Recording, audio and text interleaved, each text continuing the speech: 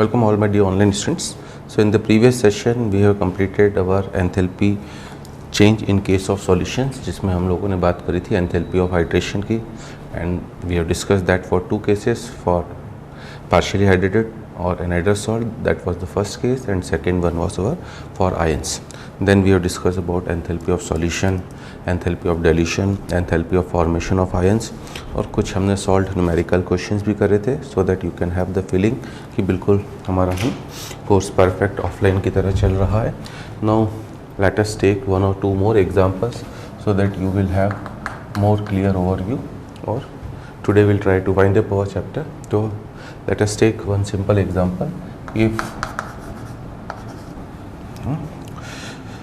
if enthalpy of formation of H2O liquid is minus 68 kilocalorie per mole, ठीक है, then calculate enthalpy of formation of OH minus aqueous. Simple सा एक line का question है, JEE में पूछा हुआ पुराना क्वेश्चन है कि अगर enthalpy of formation of H2O liquid minus 68 kilo calorie पर मोल है तो enthalpy of formation of OH minus aqueous कितना होगा. ठीक है, अब इसमें एक आपको हमेशा मैंने बोला बैठा है ना कि पहले आप हमेशा वीडियो पॉज करके अपना खुद से सॉल्यूशन सोचा करिए, एक फीलिंग लेने के लिए कि आपके साथ में खड़ा हूँ. I am there for you at any time. Okay, तो लेट अस सी कि इसमें क्या होता है. अब इसमें एक आगे की जो आप आज की क्लास में पढ़ाने वाला हूँ एंथैल्पी ऑफ न्यूट्रलाइजेशन, उसका भी यूज़ हो रहा है. ठीक है, वो मैं पहले से बता दूँ आपको, और मुझे क्वेश्चन लिखते वक्त याद भी आ गया था, बट पर्पसली मैंने दिया था कि आपके माइंड में रहे, क्योंकि मेरी एक अच्छी आदत है कि मैं हर एक चीज़ आपको 2-2, 3-3 बार सुनाने की कोशिश कर रहा हूँ. तो पूरी थर्मोकेमिस्ट्री में केवल एक ही रिएक्शन है और वो है H plus aqueous plus OH minus aqueous gives you H2 liquid. This is the only reaction in whole thermochemistry. इस रिएक्शन का डेल्टा HR ही डेल्टा H न्यूट्रलाइजेशन होता है, जिस पर मैं अभी आ रहा हूँ. ठीक है, अगली टर्म बस एक दो छोटे छोटे क्वेश्चंस बता दूं आपको, और ये पूरे चैप्टर में इकलौता एक ही डाटा है जो आपको याद रखना है.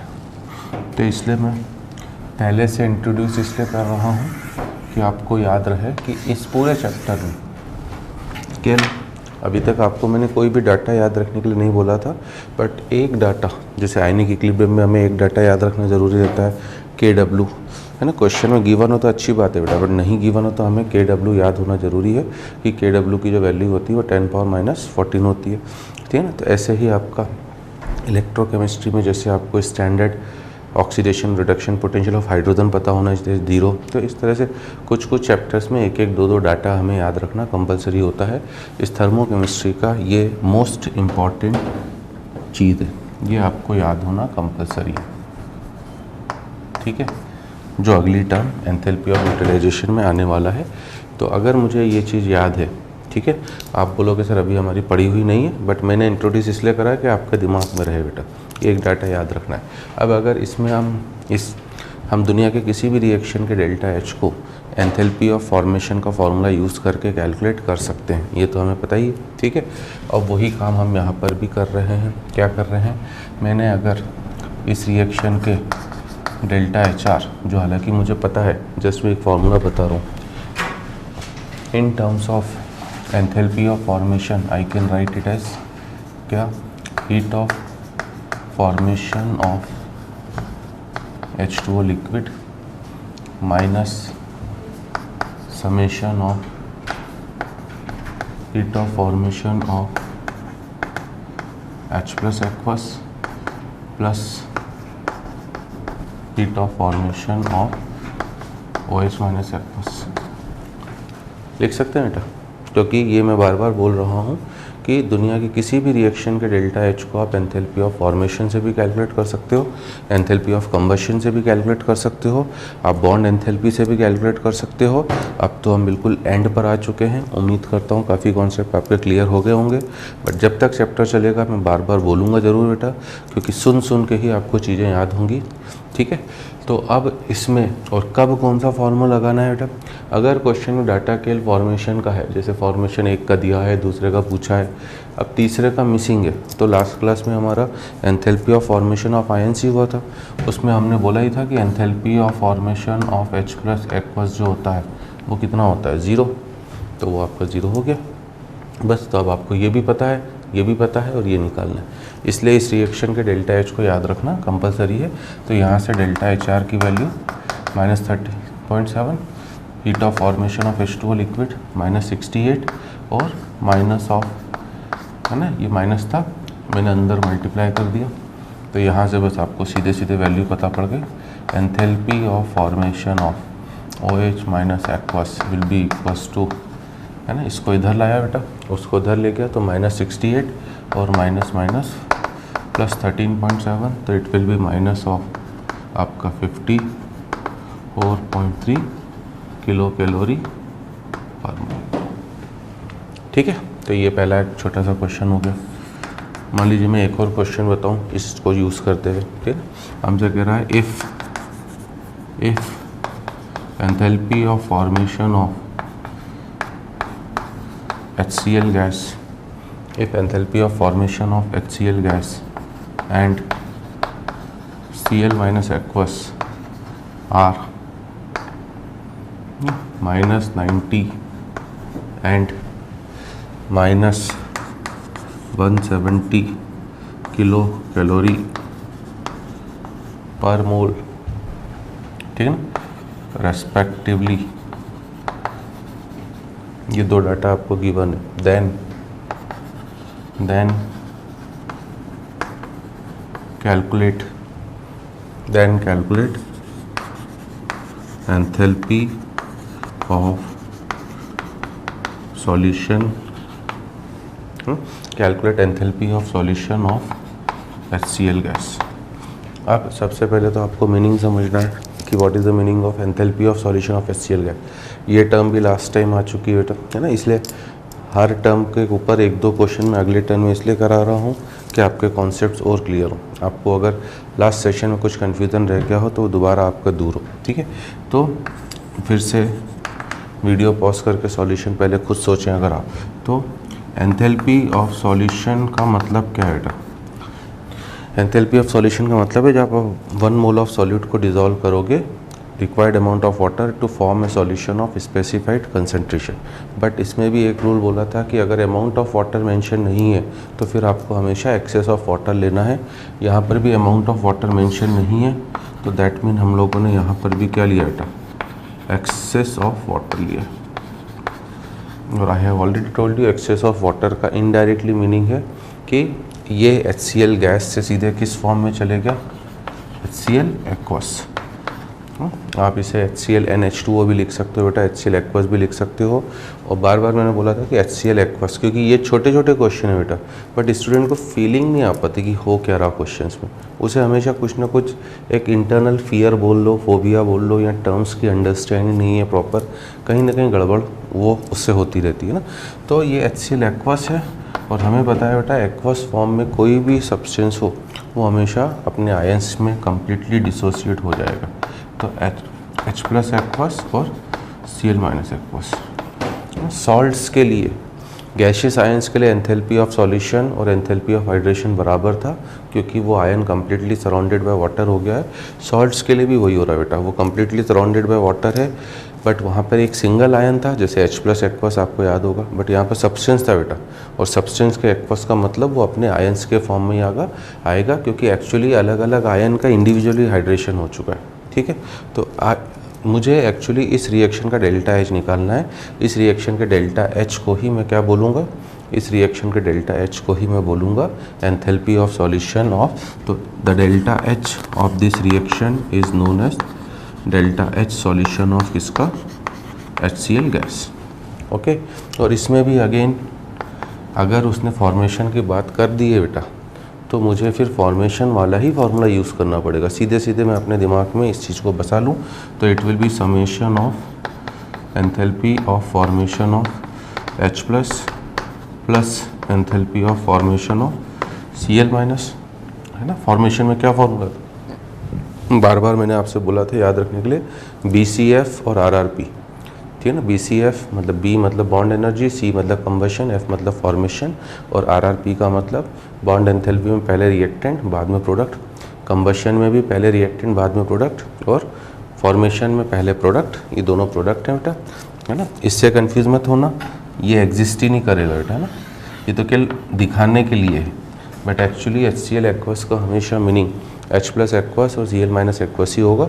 और अब रिएक्टेंट के लिए summation of enthalpy of formation of किसका, HCl। इसमें समेशन भी डालने की फिर ज़रूरत ही नहीं, एक ही सब्सटेंस है, ठीक है।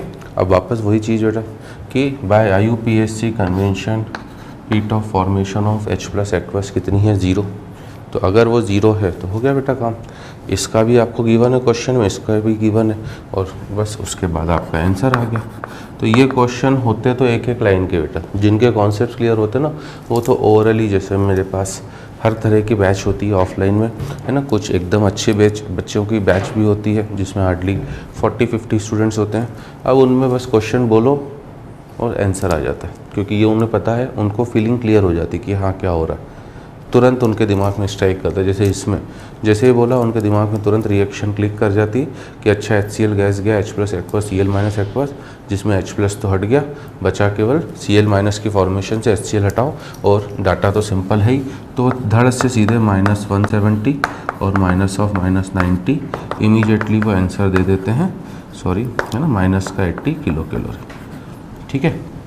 जो थोड़ा सा एवरेज बैच होता है बेटा वो थोड़ा समय लेके दे देता है, और जो बिल्कुल ही थोड़ा सा और नीचे का बैच होता वो तो इन रिएक्शंस को इमेजिन ही नहीं कर पाता है, ठीक है।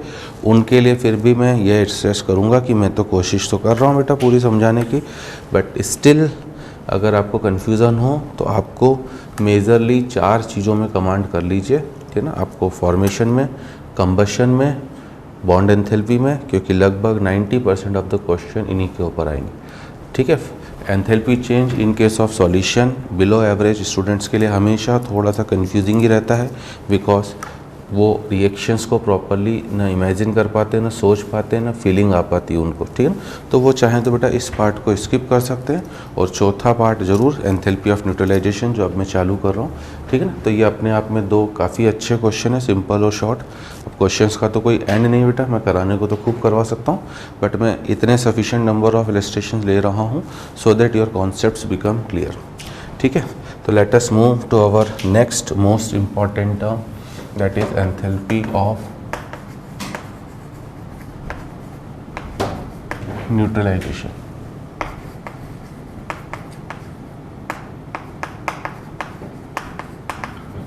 एंथैल्पी ऑफ न्यूट्रलाइजेशन, और इसे आप डिनोट करते हो डेल्टा H केवल NEU तक, इसे हम डिनोट करते हैं केवल डेल्टा H NEU तक, इसके आगे नहीं, ठीक ना। दिस इज़ अल्सो इम्पॉर्टेंट, ये भी बता दूँ, बट इसका लिमिटेशन है बेटा, है तो ये भी इम्पॉर्टेंट है ना, और काफ़ी सिंपल भी है, ये भी बता दूँ, it's very very simple.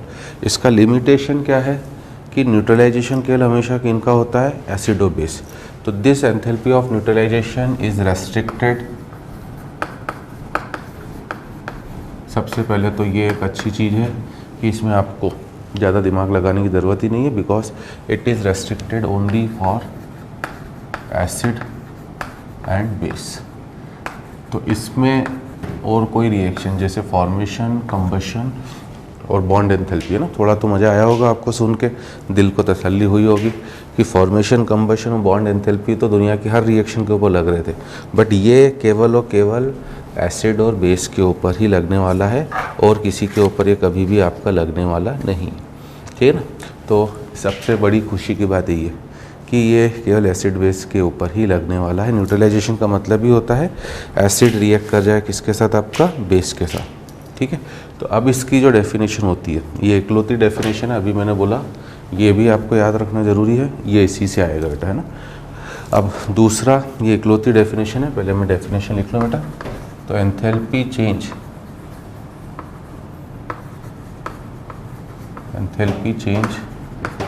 When 1 gram equivalent of acid, enthalpy change when 1 gram equivalent of acid neutralises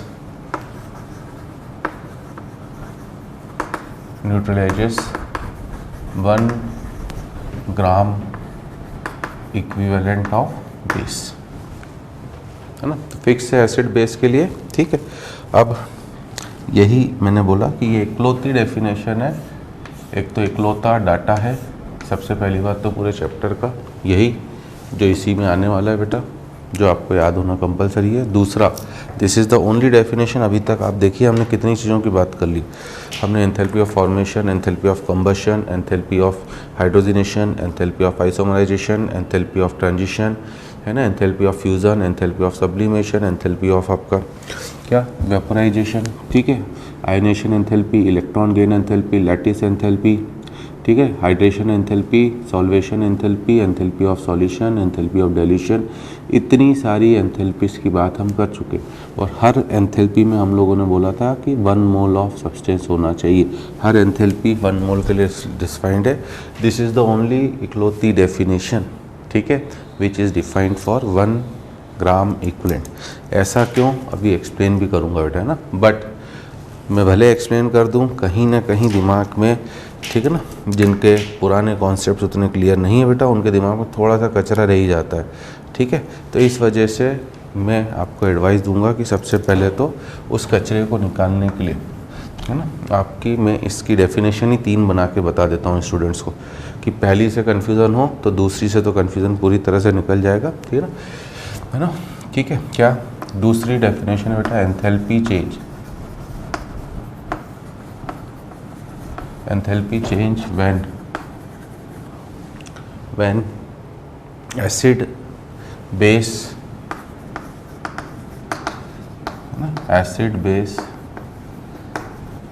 neutralizes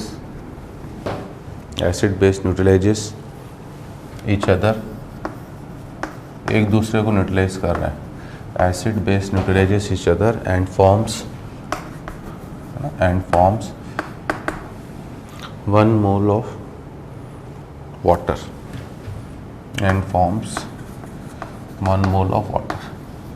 अब ये डेफिनेशन देखिए ना, तो मैं थोड़ा सा काम, क्योंकि बुक्स में एनसीईआरटी बुक में अगर देखोगे या किसी भी बुक में, वो के लिए डेफिनेशन लिखी होती है बेटा, और इसमें मुझे हमेशा पता है कि बच्चा कंफ्यूज होता है, तो मैं हमेशा बच्चे के पॉइंट ऑफ व्यू से सोचता हूँ ये कि बच्चे को कैसे समझाया जा सकता है। तो हमेशा acid is basically nothing but the source of किसका H+, और base is nothing but the source of किसका OH-, ठीक है। तो आपको H और H+ और एसिड बेस रिएक्शन का जनरल मीनिंग क्या होता है बेटा, है ना, सबसे कॉमन रिएक्शंस जो आप पूरी केमिस्ट्री में, इनफैक्ट फिजिकल केमिस्ट्री तो मैं गलत बोलने जा रहा था, पूरी केमिस्ट्री में जो सबसे कॉमन रिएक्शंस आप पढ़ते हो वो एसिड बेस रिएक्शन ही है। और जनरल रूल होता है बेटा कि एसिड बेस रिएक्ट करके, आप एसिड और बेस भी खूब सारे थ्योरीज हैं उसके लिए, है ना, Arrhenius theory, Bronsted Lowry theory, Lewis acid base theory, जो हम आयनिक इक्विलिब्रियम में पढ़ा चुका हूँ। इसके अलावा आप ऑर्गेनिक इनऑर्गेनिक वाले भी आपको थोड़ा बहुत आइडिया देते ही हैं, ठीक है। But majority of the cases में हम लोग हमेशा आर्नियस एसिड और बेस लेते हैं। आर्नियस एसिड होता है जो आपको H+ देने का काम करेगा, और आर्नियस बेस होता है जो आपको OH- देने का काम करेगा। तो बेसिकली H+ और OH- रिएक्ट करके ही वाटर बनाते हैं। आपको ध्यान हो, ठीक है ना। हम लोग केमिकल बॉन्डिंग में, इन जनरल इनऑर्गेनिक केमिस्ट्री में हाइड्रोलिसिस रिएक्शंस पढ़ते हैं बेटा। हाइड्रोलिसिस रिएक्शन में यही बोला जाता है, हाइड्रोलिसिस का मतलब ही होता है, ठीक है ना, वाटर की हेल्प, वाटर का टूटना या वाटर की हेल्प से किसी दूसरे कंपाउंड को तोड़ना, दोनों में से जैसे आपको समझ में आ जाए, क्योंकि वाटर हमेशा मिलके बना होता है H+ और OH- से ही। तो हाइड्रोलिसिस में यही होता है बेटा, है ना। केटायन को हम लोगों ने, अगर आयनिक कंपाउंड का हाइड्रोलिसिस था तो केटायन को हमने OH दिया और एनायन को हमने H दिया। केटायन को हमने OH- दिया, एनायन को H+ दिया, ठीक है ना। लाइक आपको अगर सपोज करो किसी कंपाउंड AB का हाइड्रोलिसिस कराना है, A+ B-, तो आप A+ को दोगे OH- और B+ को आप दोगे क्या, B- को क्या दोगे आप H+। तो बेसिकली मैं ये बता रहा हूँ कि पानी जो बनता है बेटा वो हमेशा H प्लस और OH माइनस से बनता है, तो दूसरी डेफिनेशन में 1 मोल ऑफ वाटर आते ही अब फिक्स हो गया, ठीक है। क्या फिक्स हो गया कि ठीक है ना, और ऊपर भी 1 ग्राम इक्विवेलेंट ऑफ एसिड और बेस लेने पर हमेशा 1 मोल ऑफ वाटर ही बनेगा। इसको मैं अभी जस्टिफाई कर रहा हूँ आपके लिए, ठीक है। बट आपको याद हमेशा मैं कह रहा हूँ 1 मोल ऑफ वाटर के लिए करना है। तो आपको ये जो वैल्यू मैंने सामने बोला था कि ये आगे का डाटा है, याद रखना है, ये 1 मोल ऑफ वाटर के लिए बेटा। तो अब अगर किसी रिएक्शन में वाटर के 2 मोल बन रहे हैं तो आप इस वैल्यू को 2 से मल्टीप्लाई कर देना, 3 मोल बन रहे हैं तो आप इसे 3 से मल्टीप्लाई कर देना। ये सब अब आपके ऊपर डिपेंड करेगा, ठीक है। या अब इससे और बढ़िया डेफिनेशन दे दे बेटा, ठीक है, और बढ़िया तीसरी और last definition, enthalpy change because acid is the source of H plus और base is the source of किसका, OH minus. Enthalpy change when 1 mole, enthalpy change when 1 mole of H plus aqueous, 1 mole of H plus aqueous neutralizes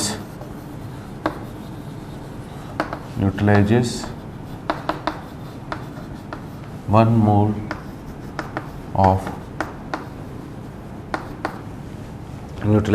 mole of OH minus aqueous, ठीक है ना, and form है ना, and form क्या बनेगा बेटा, H plus aqueous और OH minus aqueous दोनों का 1-1 मोल अगर एक दूसरे को न्यूट्रलाइज करेंगे तो क्या बनेगा, and form 1 mole of water, and form 1 mole of water, ठीक है, इन डाइल्यूट एक्वस सॉल्यूशन, ठीक है। अब तीनों में से जो भी आपको अच्छी लगे आप ले सकते हो, बट हमेशा मैं तो आपको सेकंड और थर्ड की ज़्यादा एडवाइस दूंगा बेटा कि पानी बनने का मतलब acid is the source of, basically acid किसका सोर्स है, acid is the source of, acid is source of किसका, H प्लस, और बेस जो है इट इज़ सोर्स ऑफ किसका, OH माइनस।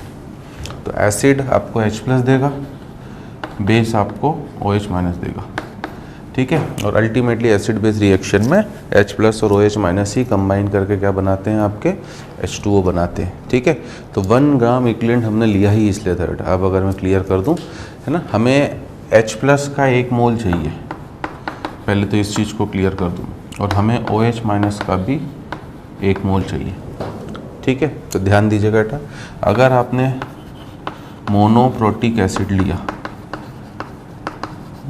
मोनोप्रोटिक एसिड का मतलब क्या है, एक ऐसा एसिड जिसके पास केवल क्या हो, हैविंग ओनली 1 H प्लस, जिसके पास केवल एक एसिडिक हाइड्रोजन होगा, है ना। आप इस H प्लस को एसिडिक हाइड्रोजन भी बोल सकते हो बेटा, तो आप इसे एसिडिक हाइड्रोजन भी बुला सकते हो, ठीक है। तो मोनोप्रोटिक एसिड का एन फैक्टर आपको पता होगा बेटा, एसिड्स का एन फैक्टर उनकी क्या होती है, बेसिसिटी की, कितने वो, है ना, कितने बेसिक है। मोनोबेसिक एसिड तो इसका एन फैक्टर कितना होगा बेटा, 1।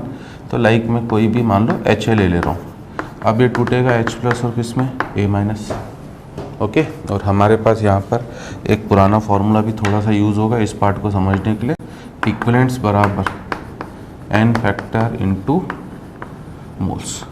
तो ये एक पुराना फार्मूला जो हम लगभग हर चैप्टर में यूज़ करते हैं बेटा, थोड़ा थोड़ा केमिकल काइनेटिक्स में हमने यूज़ करा था, हमने आयनिक में यूज़ करा था, हमने इलेक्ट्रोकेमिस्ट्री में यूज़ करा था, हम रेडॉक्स टाइट्रेशन में भी इसे यूज़ करते हैं, ठीक है ना। तो ये काफ़ी जगह ये फार्मूला यूज़ होता है और आई होप कि आपको याद होगा। नहीं याद है तो मैंने फिर से लिख दिया है कि ये फार्मूला तो याद होना ज़रूरी है, क्योंकि यहाँ पर इक्विवेलेंट की बात आ गई। इक्विवेलेंट आते ही ये फार्मूले हमें याद होना ज़रूरी था, ठीक है। अब मान लीजिए, है ना, अगर मैंने डाईप्रोटिक एसिड लिया होता, है ना, डाईप्रोटिक बोलो बेटा, डाई बेसिक बोलो, हो सकता है किसी को यही कन्फ्यूज़न हो गया, है ना, कि सर हमें तो बेसिक पता था। अब डाईप्रोटिक डाई बेसिक दोनों बोल सकते हो। H प्लस को प्रोटॉन बोला जाता है इसलिए प्रोटिक बोला जा रहा है ना, जो प्रोटॉन दे, और डाईप्रोटिक मतलब जो 2 प्रोटॉन दे आपको। और डाई बेसिक, बेसिक तो एक जनरल वर्ड है ही आपका, तो डाई बेसिक एसिड का मतलब है जो आपको हैवी 2H प्लस आया, ठीक है। मतलब इसका जो एन फैक्टर होगा बेटा वो 2, अब मान लीजिए कोई एसिड है आपके पास H2A, ये टूटेगा किस किस में, 2H+ और A-2 में। ये टूटा किस किस में आपका, 2H+ और A-2 में। अब इसका अगर आपने 1 मोल लिया है ना, देखो इसका 1 मोल लिया तो इसका भी आपको 1 ही मोल मिला, बट इसका 1 मोल लिया तो आपको H+ के कितने मोल मिले बेटा, 2 मोल। यस और नो, ठीक है। अब ठीक है, मतलब क्या हो रहा है, मैं क्या समझाना चाह रहा हूँ कि हमने ये डेफिनेशन एसिड और बेस के रिस्पेक्ट में जब लिखी है तो आखिर क्यों लिखी है इक्विवेलेंट के तौर पे, क्योंकि अदरवाइज आपको क्या बोलना पड़ता है बेटा। अब अगर आपको इसका H+ का 1 मोल चाहिए, क्योंकि आपको अल्टीमेटली तो पानी बनाना है बेटा 1 मोल, तो इसका मतलब इसके कितने मोल लेने पड़ेंगे बेटा, ½ मोल।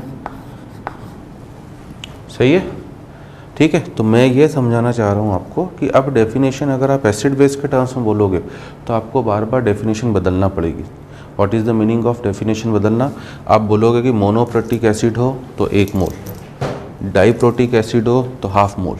अब इमेजिन करो, मान लो कोई ट्राइप्रोटिक एसिड होता, मैं लिख नहीं रहा हूँ बेटा क्योंकि अब तक आइडिया मिल गया होगा। मान लीजिए कोई ट्राइप्रोटिक एसिड होता, तब आपको क्या बोलना पड़ता कि उसके कितने मोल लो, 1/3 मोल। तो आप तो बार बार परेशान हो जाते बेटा, कितनी चीज़ें ध्यान रखनी पड़ती। क्या मेरी बात आ रही सभी को समझ में, क्योंकि मुझे पानी 1 मोल बनाना है बेटा, और पानी 1 मोल बनाने के लिए मेरा रेस्ट्रिक्शन इस डेफिनेशन में H+ के ऊपर है कि H+ 1 चाहिए। अब H+ 1 चाहिए तो मोनोप्रोटिक एसिड के लिए तो 1 मोल से 1 ही मिलेगा, बट डाइप्रोटिक एसिड के 1 मोल से 2 मिल रहे थे तो मुझे तो ½ लेना पड़ेगा बेटा। ट्राइप्रोटिक एसिड होता तो मुझे फिर 1/3 करना पड़ता। तो बार बार ये डेफिनेशन क्या हो जाती, चेंज हो जाती, कन्फ्यूजिंग हो जाती। बट अगर मैं देखूँ, ठीक है ना, मोनोप्रोटिक एसिड का तो n फैक्टर 1 था, तो इसके लिए मोल्स 1 है, n फैक्टर 1 है, तो इसके 1 मोल का मतलब ही 1 इक्विवेलेंट है। इसके 1 मोल का मतलब ही 1 इक्विवेलेंट है। और नीचे डाइप्रोटिक एसिड का, अब इसका n फैक्टर कितना है बेटा, 2, और मोल्स हैं कितने, ½ तो 2 × ½ मतलब इसके इक्विवेलेंट्स कितने हो गए, 1। क्या मेरी बात सभी को समझ में आ रही है। ट्राइप्रोटिक एसिड होगा, उम्मीद करता हूँ बेटा इतने प्यार से समझा रहा हूँ, आ ही रही होगी। ट्राइप्रोटिक एसिड होता तो आपको 1 मोल लेने पर 3 H+, तो 1 H+ के लिए आपको 1/3 मोल, तब यहाँ 1/3 होता है बेटा। और फिर ट्राइप्रोटिक एसिड है तो n फैक्टर 3 होता, फिर 3 से मल्टीप्लाई करते तो फिर से 1 इक्विवेलेंट हो गया। मतलब है ना, मतलब क्या जनरलाइजेशन मिल रहा है मुझे कि अगर मैंने एक इक्विवेलेंट ले लिया, 1 ग्राम इक्विवेलेंट ले लिया, तो एसिड कोई भी हो, चाहे वो मोनोप्रोटिक हो, चाहे वो डाइप्रोटिक हो, चाहे वो आपका, ठीक है ना, ट्राइप्रोटिक हो, चाहे वो टेट्राप्रोटिक हो, इन जनरल पॉलीप्रोटिक ही क्यों ना हो जाए बेटा, आपको हमेशा एक इक्विवेलेंट से 1 ही H+ मिलेंगे। इनफैक्ट अब थोड़ा सा मैं पुराना और लिंक कर रहा हूँ आपको कि इक्विवेलेंट कॉन्सेप्ट का सबसे बड़ा हथियार ही ये था कि हर किसी सब्सटेंस के इक्विवेलेंट्स बराबर होते हैं। याद आ रहा है आपको, law of equivalence. In any chemical reaction equal equivalents of each substance will react and equal equivalents of each substance will produce. तो लॉ ऑफ इक्विवेलेंस बोलता ही ये था बेटा, लॉ ऑफ इक्विवेलेंस का मतलब ही ये था। तो अगर आपके पास एसिड का 1 इक्विवेलेंट है तो H+ का भी ऑब्वियसली 1 ही इक्विवेलेंट होगा। अगर आपके पास बेस का 1 इक्विवेलेंट है तो ऑब्वियसली आपके पास OH- का भी केवल 1 ही इक्विवेलेंट होगा, ठीक है ना। इस वजह से पहला तो पॉइंट मैंने ये क्लियर करा कि ये आपका क्या होगा, 1 इक्विवेलेंट के लिए डेफिनेशन होना चाहिए। उम्मीद करता हूँ क्लियर हो गई होगी। वही काम बेस के लिए भी बेटा, है ना। अगर बेस मोनो एसिडिक बेस है तो वो 1 OH देगा, बट डाई एसिडिक बेस होगा तो आपको 2 OH दे देगा। अब उसके 1 मोल ने 2 OH दिए हैं तो 1 OH के लिए उसका भी ½ मोल लोगे, और डाई एसिडिक बेस बोल ही रहो तो उसका n फैक्टर 2 है, तो ½ मोल का मतलब वापस 1 इक्विवेलेंट, ठीक है ना। तो ये हिडनली याद रखना, बस इससे ज़्यादा और कोई कॉन्सेप्ट नहीं है, ठीक है। अब बात करें बेटा कि एसिड बेस का जनरल मीनिंग क्या होता है ना। अब आगे की कहानी चालू करें। पहले तो ये डेफिनेशन और दूसरी चीज़ें हमने बात करी कि एसिड बेस का जनरल मीनिंग होता है कि एसिड और बेस आपस में रिएक्ट करके क्या बनाते हैं, they form salt and water. Acid base reacts with each other and form salt and water, वो सॉल्ट और वाटर बनाते हैं। मतलब जनरल रिएक्शन लिखूँ बेटा मैं अगर, तो HA, ठीक है ना। आयनिक में भी अगर आप मेरा आयनिक भी फॉलो कर रहे हैं, है ना, और वो तो मुझे उम्मीद है बेटा आप लगभग, है ना, most of the students are following me in the online, क्योंकि उन्हें, है ना, कोर्स कंटेंट काफ़ी पावरफुल स्ट्रॉन्ग मिल ही रहा है। एक एक चीज़ हर जगह उनको सिस्टमाइज मिल रही है। तो एसिड आयनिक में आपको याद हो तो ये हमने जनरल एसिड को HA से डिनोट करते हैं। क्यों करते हैं वो भी उसका रीज़न पता होना चाहिए। एसिड है इसलिए A, और एसिड का काम होता है H+ देना, इसलिए H भी लिखा है। बेस को BOH से क्यों रिप्रेजेंट करते हैं बेटा? क्योंकि बेस है, तो बेस है इसलिए B, और बेस का काम है किसे डोनेट करना? OH, इसलिए BOH। तो एसिड बेस रिएक्ट करके सॉल्ट और वाटर बनाते हैं। यहाँ पर सॉल्ट कौन सा बनेगा बेटा? BA+H2। ठीक है। अब इस रिएक्शन का जो ΔH का मैग्नीट्यूड होगा, तो सबसे पहली चीज़, थोड़ा सा पानी पी लूँ।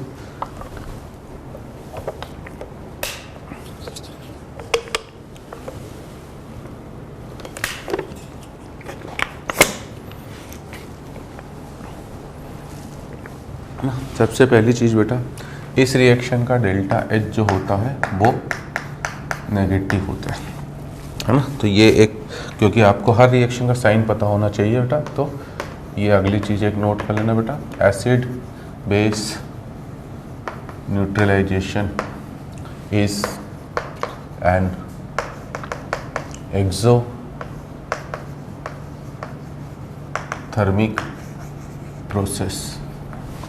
एसिड बेस न्यूट्रलाइजेशन जो है ये एक एक्सोथर्मिक प्रोसेस, मतलब इसमें हीट हमेशा रिलीज होगी, हमेशा, विदाउट एनी एक्सेप्शन, कोई एक्सेप्शन नहीं है। ठीक है।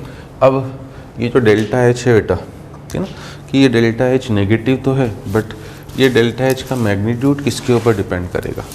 तो अब अगर उस पर आ जाओ बेटा, तो उस पर आप लिखना कि क्या मैग्नीट्यूड ऑफ ΔH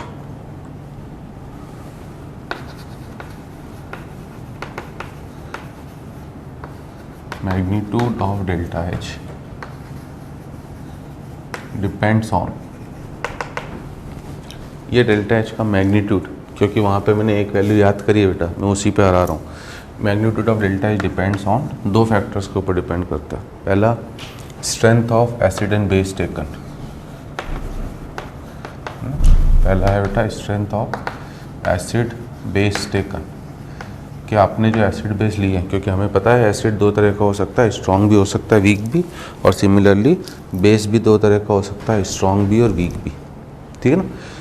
तो आखिर आपने कौन सा एसिड या बेस लिया है उसके ऊपर, और दूसरा concentration, that is molarity, concentration of acid base taken. जो आपने एसिड बेस लिए उनका कंसंट्रेशन क्या है। अब यहाँ पर भी एक चीज़ वापस नोट है हमारा, क्या है नोट, कि अनलेस अदरवाइज मेंशन्ड, जो सेकंड फैक्टर का कंट्रीब्यूशन होता है बेटा, वो काफ़ी नेग्लिजिबल होता है, स्मॉल होता है ना। Contribution of second factor is small, contribution of second factor is small and can be neglected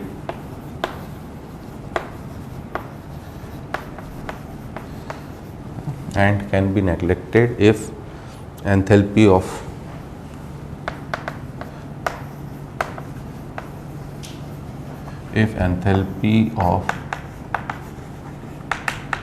infinite dilution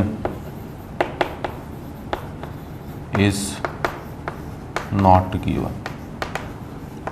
it's a very very important point है ना। मैं चाहता हूँ बेटा एडवांस लेवल से आपको चीज़ें सब पता हो, बट साथ में फिर ये भी बता दूँ कि अगर ये गिवन होगा तो कैसे लेंगे, वो एक इलस्ट्रेशन छोटे से मैं क्लियर कर दूंगा, बट मैं चाहता ये हूँ कि एडवांस लेवल से आपको हर एक चीज़ बता रहे हैं। ठीक है। तो नॉर्मली ये दो चीज़ों के ऊपर मैग्नीट्यूड ऑफ ΔH डिपेंड करता है, बट उसमें भी हमारा सेकेंड फैक्टर का कॉन्ट्रीब्यूशन नेग्लिजिबल होता है। वो केवल तभी अकाउंट में ले सकते हो जब क्वेश्चन में आपको अलग से enthalpy of infinite dilution given हो, और ये हम ऑलरेडी पढ़ चुके हैं बेटा। Basically enthalpy of infinite dilution को ही एंथैल्पी ऑफ क्या बोला जाता है, सॉल्यूशन ही बोला जाता है ना, वही है। ठीक है। तो इसलिए हमारे लिए मेजर इंपॉर्टेंट फैक्टर है 1, कि आखिर जो एसिड बेस ले रहे हो उनकी स्ट्रेंथ क्या है। ठीक है। अब यहाँ पर ऑलरेडी जो हम आयनिक में भी पढ़ते हैं बेटा, बट इंट्रोड्यूस मुझे यहाँ पे भी बताना ही पड़ेगा, है ना। तो ये इकलौती टर्म ही अपने आप में काफ़ी टाइम ले लेती क्योंकि कॉन्सेप्चुअल टर्म है बेटा। उसके बाद एक बार समझ में आ गया इसके क्वेश्चन फिक्स है कि एसिड बेस पेयर पर ही बनने स्ट्रॉन्ग इलेक्ट्रोलाइट। तो शॉर्टकट में मैं ऐसे ही लिख रहा हूँ इसे, what is the meaning of strong electrolyte, क्योंकि स्ट्रेंथ की बात हो ही चुकी है। स्ट्रॉन्ग इलेक्ट्रोलाइट का मतलब है ना विच आर 100% आयोनाइज्ड। ऐसे इलेक्ट्रोलाइट जो 100% आयोनाइज हो जाते हैं into their component ions, into their component ions. Strong electrolyte का मतलब which are 100% ionize into their component ions, मतलब AB एक्वस की बात करूं तो ये टूटेगा किस किस में, A+ एक्वस और B- एक्वस। ये है स्ट्रॉन्ग इलेक्ट्रोलाइट का मतलब हमारा, ठीक है। कंप्लीटली डिसोसिएट हो गया बेटा। और स्ट्रॉन्ग इलेक्ट्रोलाइट की कैटेगरी में अब ये चीज़ भी बेटा कहाँ कहाँ भी ज़रूरत पड़ती है हमें। इसकी ज़रूरत हमें लिक्विड सॉल्यूशन में पड़ती है, इसकी ज़रूरत हमें आयनिक में पड़ती है, इसकी ज़रूरत हमें थर्मोकेमिस्ट्री में पड़ी रही है, इसकी ज़रूरत हमें इलेक्ट्रोकेमिस्ट्री में पड़ती है, इसकी ज़रूरत थोड़ी बहुत हमें मोल कॉन्सेप्ट में भी पड़ती है। 5 चैप्टर्स में ये चीज़ें आती हैं, ठीक है ना। तो ऐसे इलेक्ट्रोलाइट जो 100% अपने कंपोनेंट आयंस में क्या हो जाते हैं, डिज़ोल्व, ठीक है। तो कौन कौन से होते हैं, वो होते हैं स्ट्रॉन्ग एसिड, ऐसे स्ट्रॉन्ग बेस Sb। अब आयनिक में भी लिखा है मैंने, ऐसी बात नहीं लिखा है बेटा, मैं हर जगह लिखाऊंगा, जहाँ जहाँ आएगा वहाँ वहाँ बताऊंगा। और सॉल्ट, ठीक है ना। तो स्ट्रॉन्ग एसिड केवल और केवल 6 हैं जिन्हें आपको स्ट्रॉन्ग मानना है, ठीक है। दैट इज़ 3 ऑक्सी एसिड है बेटा, perchloric acid, sulphuric acid, nitric acid. 3 हैं आपके ऑक्सी एसिड और 3 हैं आपके हाइड्रा एसिड्स, HCl, HBr और HI, ठीक है। इन the similar way strong base. अब हमें पता है बेटा, है ना, कि हमारे पास इनऑर्गेनिक में तो खूब तरीके हैं एसिड बेस की स्ट्रेंथ को कंपेयर करने के। यहाँ पे तो मैं लिस्ट लिखा रहा हूँ, बट बेस के लिए सुना ज़रूर रहा हूँ। क्या सुना रहा हूँ, एसिड के लिए तो रूल होता है जितनी ज़्यादा नॉन सेंट्रल मेटल की ऑक्सीडेशन नंबर होगी बेटा, ठीक है ना, उसकी एसिडिक स्ट्रेंथ उतनी ही ज़्यादा होगी। इसलिए मैंने जो भी ऑक्सी एसिड लिए हैं उनमें वो हाईएस्ट ऑक्सीडेशन नंबर वाला लिया है। परक्लोरिक एसिड में क्लोरीन +7 में, सल्फ्यूरिक एसिड में सल्फर +6 में और नाइट्रिक एसिड में नाइट्रोजन +5। तो मैंने हाईएस्ट वाले ही लिए हैं, ठीक है। ठीक, अब बेस के लिए क्या बेटा, पीरियोडिक टेबल में जब आप लेफ़्ट टू राइट मूव कर रहे हो तो याद करो क्या होता है, मेटेलिक कैरेक्टर कम होता जाता है और नॉन मेटेलिक कैरेक्टर बढ़ता है, ठीक है। जबकि टॉप टू बॉटम मूव करने पर मेटेलिक कैरेक्टर बढ़ता है। और हमें ये पता है बेटा कि मेटल के कंपाउंड ही, मेटल के ऑक्साइड्स ही या बेसिक नेचर के होते हैं। मतलब लेफ़्ट टू राइट जाने पर बेसिक स्ट्रेंथ कम हो रही है, बट टॉप टू बॉटम जाने पर बेसिक स्ट्रेंथ बढ़ रही है। इसलिए स्ट्रॉन्ग बेस की कैटेगरी में हम लोग एल्कली मेटल के हाइड्रोक्साइड्स को लेते हैं, केवल NaOH, KOH, RbOH, CSOH, है ना। इसमें भी आप न लिथियम को लेते हो क्योंकि लिथियम के कंपाउंड्स में कोवलेंट कैरेक्टर काफ़ी ज़्यादा होता है, न ही आप फ्रेंशियम को लेते हो क्योंकि वो तो रेडियो एक्टिव है, ठीक है।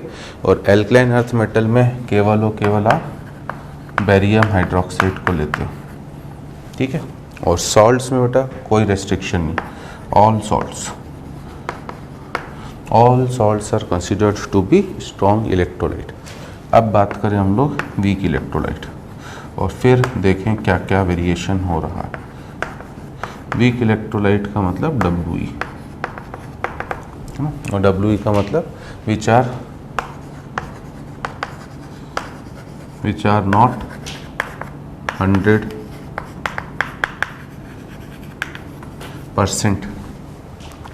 100% आयोनाइज इनटू देयर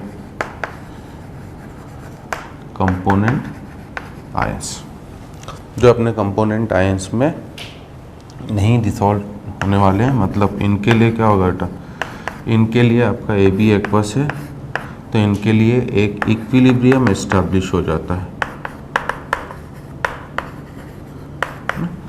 इनके लिए क्या एस्टैब्लिश हो जाता है, equilibrium. AB aqueous gives A+ aqueous + B- aqueous, एक इक्विलिब्रियम एस्टैब्लिश हो चुका है, ठीक है। अब इसकी ज़रूरत आगे स्ट्रांगली पढ़ने वाली है। और इस कैटेगरी में कौन कौन आएंगे? इस कैटेगरी में आएंगे दो चीज़ें बेटा, वीक एसिड और वीक बेस। सॉल्ट आने की तो कोई बात ही नहीं हो सकती है। क्यों? क्योंकि ऊपर ही लिख दे बेटा ऑल सॉल्ट्स आर, है ना। इलेक्ट्रोलाइट केवल तीन ही चीज़ें हो सकती हैं बेटा, या तो एसिड होगा, बेस होगा, या फिर सॉल्ट होगा। इसके अलावा और कोई इलेक्ट्रोलाइट हो ही नहीं सकता, है ना। और एसिड दो तरह के हो सकते हैं, स्ट्रॉन्ग वीक, बेस भी दो तरह के, बट सॉल्ट हमेशा स्ट्रॉन्ग। अब कौन से होंगे स्ट्रॉन्ग एसिड? वीक एसिड कौन से होंगे? ऑल बट एक्सेप्ट 6, ऊपर वाले 6 को छोड़कर बाकी सब आपके लिए वीक है ना। इसी तरह से वीक बेस की बात करें तो इसमें भी यही बोलेंगे बेटा ऑल बट एक्सेप्ट 5, ठीक है। तो ये हमें ध्यान रखना है। अब हमारी कहानी आगे की अच्छी अब चालू हो रही है। क्या अच्छी कहानी चालू हो रही है कि अब आपके पास टोटल कितने केस बन सकते हैं बेटा? टोटल बनेंगे 4 केस, हाँ। कौन से 4 case? Strong acid, strong base, strong acid, weak base, weak acid, strong base, weak acid, weak base. अब याद करिए, अगर आपको आयनिक इक्विलिब्रियम याद हो तो वहाँ पर भी हमने सॉल्ट हाइड्रोलिसिस में यही 4 केस पढ़े थे, ठीक है ना। तो यहाँ पर भी एसिड दो तरह का है, एसिड दो तरह का है। कौन कौन सा? स्ट्रॉन्ग और weak. In the similar way base भी दो तरह का है बेटा। कौन कौन सा? Strong and weak. तो इस वजह से आपके जो केसेस होंगे वो टोटल 4 केस बनेंगे, है ना। बट हम लोग उन्हें 4 की जगह 2 केस में कन्वर्ट करेंगे। Case 1 when both are strong, है ना। 4 की जगह हम 2 में कन्वर्ट कर लेंगे बेटा। व्हेन बोथ आर स्ट्रॉन्ग मतलब indirectly it is for strong acid, strong base pair. Acid भी स्ट्रॉन्ग हो, बेस भी स्ट्रॉन्ग हो उस पेयर के लिए। और केस 2 बना देंगे बेटा व्हेन एटलीस्ट 1 इज़ वीक। अब एटलीस्ट 1 वीक में दोनों वीक भी हो सकते हैं, तो इसलिए बाकी तीनों केस उसमें ले लेंगे। अब इसमें क्या होगा बेटा ना, तो मोस्ट इम्पॉर्टेंट चीज़ जैसे मान लीजिए HCl aqueous plus NaOH aqueous. अब HCl इसलिए मैंने पहले लिस्ट लिखा ही है ताकि आपको फीलिंग हो। ये भी स्ट्रॉन्ग, ये भी स्ट्रॉन्ग, इन दोनों ने कंबाइन करा, क्या बनाया?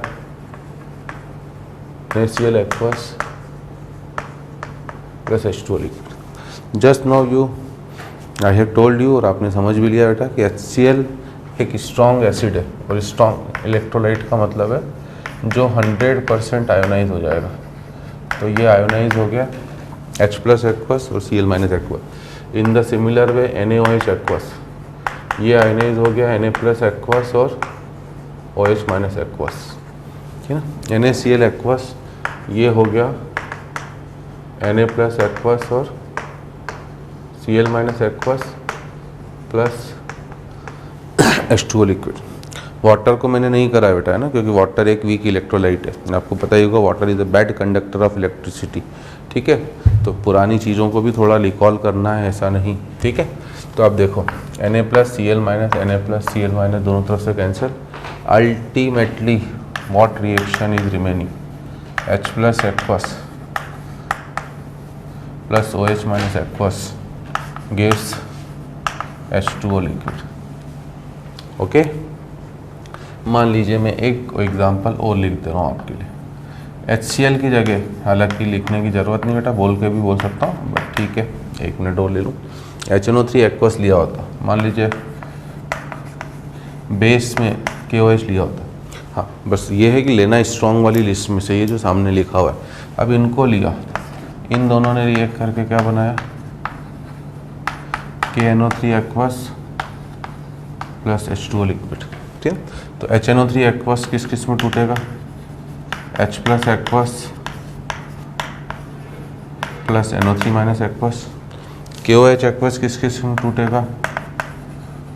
K plus aqueous plus OH minus aqueous. अब KNO3 एक्वस किस किस में टूटा? जो स्ट्रॉन्ग है बेटा, है ना, क्योंकि अगला पेयर वीक का ले रहा हूँ। वीक में आप वाटर वीक है, जैसे अभी राइट नाउ आप देख सकते हो, तो मैं वाटर को नहीं तोड़ रहा हूँ। यही कहानी केस 2 में होगी, जो वीक होगा उसे कभी भी आपको 100% नहीं तोड़ना है। तो अब K plus NO3, K plus NO3, ये तो हो गया कैंसिल। यू कैन अगेन सी कि क्या रिएक्शन बन रही है, H plus aqueous plus OH minus aqueous gas H2O liquid. ठीक है, दैट मीन मैं ये समझाना चाह रहा हूँ कि अगर आपने कोई भी स्ट्रॉन्ग एसिड बेस पेयर लिया, कोई भी, कितने बन सकते हैं बेटा, 30। इस HClO4 एक इसको फिक्स कर दूँ मैं तो मैं 5 बार रिएक्शन लिख सकता हूँ बेस बदल बदल के, फिर H2SO4 के साथ 5 बार, फिर HNO3 के साथ 5 बार, HCl के साथ 5 बार, HBr के साथ 5 बार, HI के साथ 5 बार, टोटल कितनी रिएक्शंस हो गई, 30। अब क्या 30 रिएक्शंस को बार बार लिखना पड़ेगा, कोई ज़रूरत नहीं बेटा। हर रिएक्शन को, इसलिए मैंने आपको अंडरस्टैंडिंग के लिए 2 लिख दिए। हर रिएक्शन के लिए इनिशियल स्टेट H प्लस और OH ही रहेगा, क्योंकि स्ट्रॉन्ग है तो बाकी सब कैंसिल होना ही है, 100% आयोनाइज होना ही है। और हर रिएक्शन के लिए फाइनल स्टेट H2O लिक्विड ही रहेगा। दैट मीन यहाँ से क्या आइडिया मिल रहा है बेटा हमें, है ना, कि डेल्टा H न्यूट्रलाइजेशन फॉर, है ना, 1 equivalent of strong acid strong base pair, 1 equivalent etch भी डाल देना बोले ना, 1 equivalent each of strong acid strong base pair is fixed. ये फिक्स्ड होगी। क्यों होगी फिक्स बेटा, क्योंकि एंथैल्पी एक स्टेट फंक्शन है। हर केस में इनिशियल स्टेट यही होगी, अगर आपने एक इक्विवेलेंट लिया है तो, और फाइनल स्टेट H2 ही रहेगा। ठीक है, इसलिए मैं इस चीज़ को समझा रहा हूँ बेटा कि मैग्नीट्यूड ऑफ डेल्टा H किस के ऊपर डिपेंड कर रहा है, वो स्ट्रेंथ के ऊपर और कंसंट्रेशन के ऊपर। कंसंट्रेशन का इफेक्ट नेग्लिजिबल है बट स्ट्रेंथ का है, ठीक है, और वो फिक्स्ड है बेटा। And delta H utilization for 1 equivalent of strong acid strong base pair is fixed and its numerical value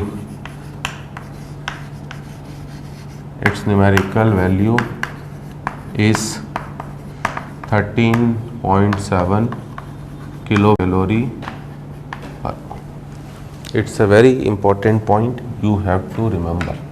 ये भी एक नोट है, मतलब ऊपर वाली दोनों, इसलिए मैंने बोला है कि पूरे चैप्टर में केवल आपको एक ही डाटा याद रखना है कि इस ऊपर वाली रिएक्शन के भी डेल्टा H की वैल्यू -13.7 है। ठीक है, अभी 13.7 किलो कैलोरी में है ना, अगर आप इसे किलो जूल में बदलोगे तो -57.42 किलो जूल। और इस वाले का भी डेल्टा H है ना। अब कॉमनली जब तक कुछ नहीं बोला जाएगा हम किलो कैलोरी वाली की वैल्यू ही यूज़ करेंगे। तो ये आपको इसलिए मैंने बोला था कि पूरे चैप्टर में इकलौता एक ही डाटा आपको याद रखना है। ये एक स्टैंडर्ड डाटा है, जब भी आपके पास strong acid strong base pair होगा उसके डेल्टा H की वैल्यू हमेशा फिक्स होने वाली है, विदाउट एनी एक्सेप्शन। ठीक है, ये आपका पहला क्वेश्चन जो मैंने आज कराया था, ठीक है ना, इसमें मैंने इसी डाटा का यूज़ करा था। और इसलिए कराया था बेटा कि आपको वहाँ तक याद रहे, वहाँ तक क्या, इनफैक्ट अब आपको जब आप JEE देने जा रहे हो तब तक ये याद होना ज़रूरी है। ठीक है, अब क्या होगा अगर मान लीजिए मैं थर्ड रिएक्शन मैंने H2SO4 एक्वस लिया होता, ठीक है ना। अब इसके मॉडिफिकेशन वाले क्वेश्चन बेटा, ये तो फिक्स हो गया, H2SO4 एक्वस लिया होता और मान लीजिए इसकी रिएक्शन में, है ना, चलो इसकी जगह भी आप इसको ले लो, BaOH होल ट्वाइस को ही ले लो, इसको लिया होता, मतलब मैंने डाइप्रोटिक एसिड, डाइबेसिक एसिड और डाई एसिडिक बेस ले लिया, इन दोनों ने रिएक्ट करके क्या बनाया, BaSO4 एक्वस, है ना। अब क्या होगा बेटा, ये 2H प्लस देगा, ये 2OH माइनस देगा, मतलब +2H2O लिक्विड। अब मॉडिफिकेशन वाले क्वेश्चन क्या होते हैं, आपसे बोलेगा इस रिएक्शन का डेल्टा H की वैल्यू बताओ, इस रिएक्शन के डेल्टा H की वैल्यू बताओ। तो अल्टीमेटली ये भी दोनों स्ट्रॉन्ग है बेटा और वो भी स्ट्रॉन्ग है। जब आप इसे तोड़ोगे और इसे तोड़ के लिखोगे, अब मैं डायरेक्ट लिखूंगा बेटा, है ना, तो तोड़ तो रहा हूँ आपके लिए, 2H प्लस एक्वस है सल्फेट एक्वस, बट बचेगा 2H plus, BaOH whole twice किस किस में टूटेगा, Ba+2 +2OH माइनस एक्वस, ठीक है। अब BaSO4 को तोड़ दें किस किस में, Ba+2 और सल्फेट, और वो मैंने कैंसिल कर दिया, और नेट क्या बचा बेटा, ऑब्वियसली जब आपके पास 2 H+ हैं और 2 OH- हैं तो ऑब्वियसली आपके पास 2 मोल पानी बनेगा, ठीक है ना, इसलिए हमने डेफिनेशन 1 इक्विवेलेंट के रिस्पेक्ट में लिखी थी। अब मैं आपसे इसका डेल्टा एच पूछूं तो हमें पता होना चाहिए एंथैल्पी एक किस तरह की प्रॉपर्टी, एक्सटेंसिव, तो वो आपको सीधे सीधे 2 × -13.7 मतलब -27.4 किलो कैलोरी। ये है पहला न्यूमेरिकल क्वेश्चन, ठीक है, कि हमें याद केवल एक के लिए रखना है बेटा कि पर मोल ऑफ वाटर जब बनेगा किससे, H+ एक्वस और OH- एक्वस से, तो उनकी वजह से जो डेल्टा H की वैल्यू है वो -13.7 किलो कैलोरी होती है। अब 2 मोल बन रहे हैं तो 2 कर दिया हमने। अब इसी का और एक्सटेंशन क्या है बेटा, मान लीजिए मैं अगला एक छोटा सा क्वेश्चन बोल रहा हूँ, है ना, कैलकुलेट हीट रिलीज्ड व्हेन, है ना, जब आपको मैं हीट रिलीज बोल दे रहा हूँ बेटा तो उसके बाद आपको माइनस साइन लिखने की ज़रूरत नहीं है, फिर आपके वैल्यू लिखोगे, ठीक है ना। जैसे अगर मैं आपसे ये पूछूं कि स्ट्रॉन्ग एसिड स्ट्रॉन्ग बेस, ठीक है, मोनो, क्वेश्चन देखो ऐसे भी बन सकता है बेटा, ये मोनो नेचर के एसिड और बेस हैं, दोनों स्ट्रॉन्ग है, strong mono nature acid and base are reacting with each other, 1 mole each of strong mono acid and base, strong mono acid and base are reacting with each other, how much heat is released, ठीक है। तो अगर उसने बेटा अब मोल में दिया है और मोनो बोल दिया है तो ऑब्वियसली 1 मोल पानी बनेगा, क्योंकि स्ट्रॉन्ग एसिड आपको 1 ही मोल देगा H+ का, स्ट्रॉन्ग बेस आपको 1 ही मोल देगा OH- का, तब 1 मोल पानी बना, तो आप बोलोगे हीट कितनी रिलीज हुई, 13.7। अब मान लो वो क्वेश्चन को और बदल दे बेटा कि strong diprotic acid completely neutralize हो रहा है with strong base, how much heat is release, ये है question.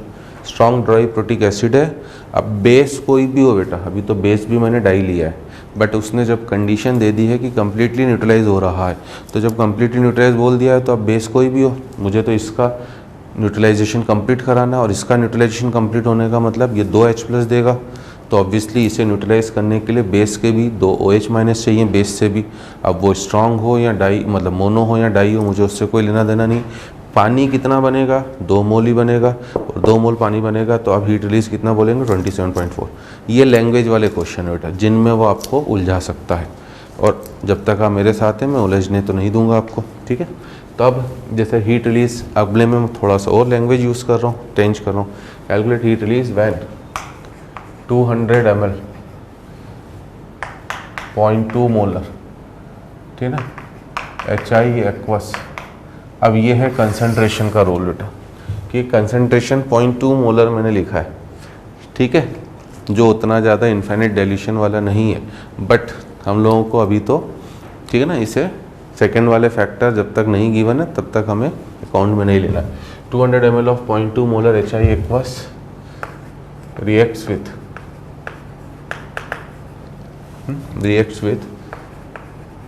300 ml 0.1 molar RbOH aqueous, ठीक है। तो जब भी बेटा हीट की बात आ जाए मतलब तुरंत आपके दिमाग में घंटी बजनी चाहिए कि भैया ये थर्मो केमिस्ट्री का क्वेश्चन होगा, एक रिएक्शन हो रही है और उसमें हीट रिलीज की बात करा तो ये केवल थर्मो केमिस्ट्री है, पहले चीज़ है ना, क्योंकि क्वेश्चंस की अटेम्प्ट कैसे होनी है, this is the most important. तो पहली चीज़ हमारे दिमाग में ये वजन चलना चाहिए कि ये थर्मोकेमिस्ट्री का क्वेश्चन है। दूसरा, फिर हम पेयर देखें बेटा, एसिड बेस का पेयर है, ठीक है, और वो भी स्ट्रॉन्ग है दोनों, क्योंकि और कुछ डाटा अगर नहीं गिवन है तो पक्का वो स्ट्रॉन्ग ही है, क्योंकि वीक के लिए कुछ एक्स्ट्रा डाटा की ज़रूरत पड़ेगी, जो मैं अभी बस 2 क्वेश्चन करा के वीक पे आ रहा हूँ, ठीक है ना। तो इसका मतलब ये स्ट्रॉन्ग ही है बेटा, और हमेशा अगर स्ट्रॉन्ग एसिड स्ट्रॉन्ग बेस का पेयर आ जाए तो आपका पूरा कंसर्न केवल और केवल वाटर पर होना चाहिए कि आखिर कितने मोल पानी बन रहा है, आखिर कितने मोल पानी बन रहा है। तो इसके लिए आप अपनी रिएक्शन लिखोगे, HI की रिएक्शन किसके साथ, RbOH के साथ, ठीक है ना, HI aqueous plus RbOH aqueous, ये दोनों कंबाइन करके क्या बनाएंगे आपका, ठीक है ना, RbI एक्वस प्लस वाटर। अब इसमें तोड़ने फोड़ने की ज़रूरत नहीं है बेटा, वो तोड़ना फोड़ना इसलिए था कि आपको समझा सकूं कि हर strong acid strong base pair का फिक्स है, ठीक है ना। अब तो सीधे बस अब यहाँ पर मोल्स निकालने का कौन सा फॉर्मूला यूज़ होगा, मोलरिटी इनटू वॉल्यूम, ठीक है ना। कंसंट्रेशन टर्म्स जो पढ़ते हम मोल कॉन्सेप्ट में बेटा, बट उसका थॉरो नॉलेज हर चैप्टर में रिक्वायर्ड है और वो आपको होना चाहिए कि यहाँ पर आपको वॉल्यूम और मोलरिटी गिवन है ना। वॉल्यूम लीटर में लेना पड़ता है, तो HI के लिए मोलरिटी 0.2, 200 ml का मतलब 0.2 मतलब 0.04, तो आपके पास HI के 0.04 मोल है। इधर RbOH की बात करूँ, मोलरिटी 0.1 और वॉल्यूम 300 ml मतलब 0.3, तो ये हो गया कितना 0.03, ठीक है। अब मोल कॉन्सेप्ट का भी तड़का लग रहा है बेटा। तो जब भी दो सब्सटेंसेस के अमाउंट क्वेश्चन में आ जाते हैं, हमारा काम होता है सबसे पहले क्या पता करना, LR। और LR कैसे पता करते हैं बेटा, गिवन मोल्स को उसके स्टोइचियोमेट्रिक कोएफिशिएंट से डिवाइड करना है ना। खूब सिंपल होता है, बट मोल में बच्चा थोड़ा थोड़ा तो कंफ्यूज रहता ही है, ठीक है। 0.03 को 1 से डिवाइड करो, 0.03, 0.04 को 1 से डिवाइड करो, 0.04, जिसके लिए रेशो छोटा आता है वो होता है कि आपका LR। तो यहाँ पर ये छोटो बोल रहा हूँ सॉरी, है ना, ये छोटा जो आया है रेशो वो RbOH के लिए मतलब। और LR से क्या पता पड़ता है बेटा, जितना भी प्रोडक्ट बनता है किसी भी रिएक्शन में, वो डिसाइड करने का अधिकार भी किसके पास होता है, LR। मतलब अभी यहाँ पर जो प्रोडक्ट बनेगा दैट इज़ वाटर, हमें केवल वाटर से मतलब है बेटा।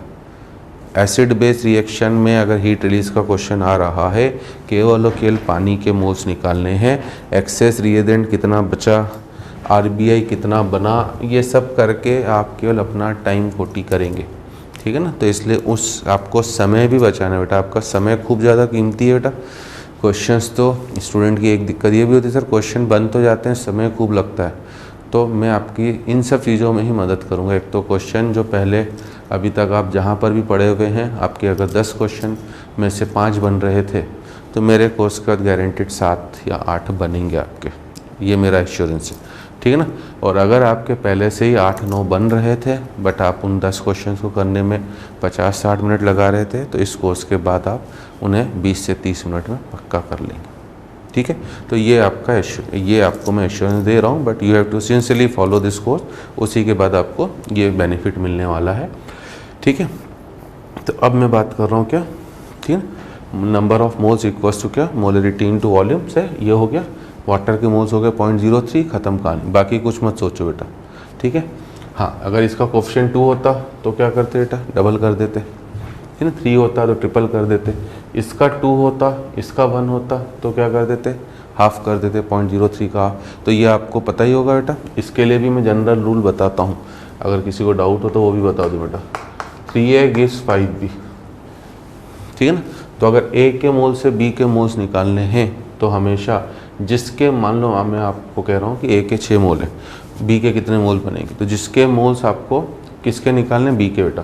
B का कोएफिशिएंट कितना है 5, वो रखो ऊपर, A का कोएफिशिएंट नीचे, ठीक है।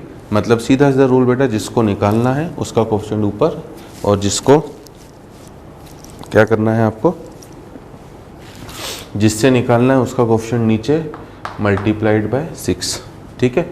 तो 5/3 इंटू 6 मतलब 10, ठीक है। तो ये काम ओरली एक बार LR निकाल के, क्योंकि कई बार क्या होता है कि बच्चा पूरी रिएक्शन में सबके मोल्स निकालने पे टाइम खोटी कर देता है, बट उसकी उतनी ज़्यादा ज़रूरत नहीं है बेटा, सीधे जिसकी ज़रूरत है उसी पर आओ। तो अगर पानी के 0.03 मोल्स बने हैं, तो हीट रिलीज, अब सीधे सीधे हीट रिलीज पे आ जाओ।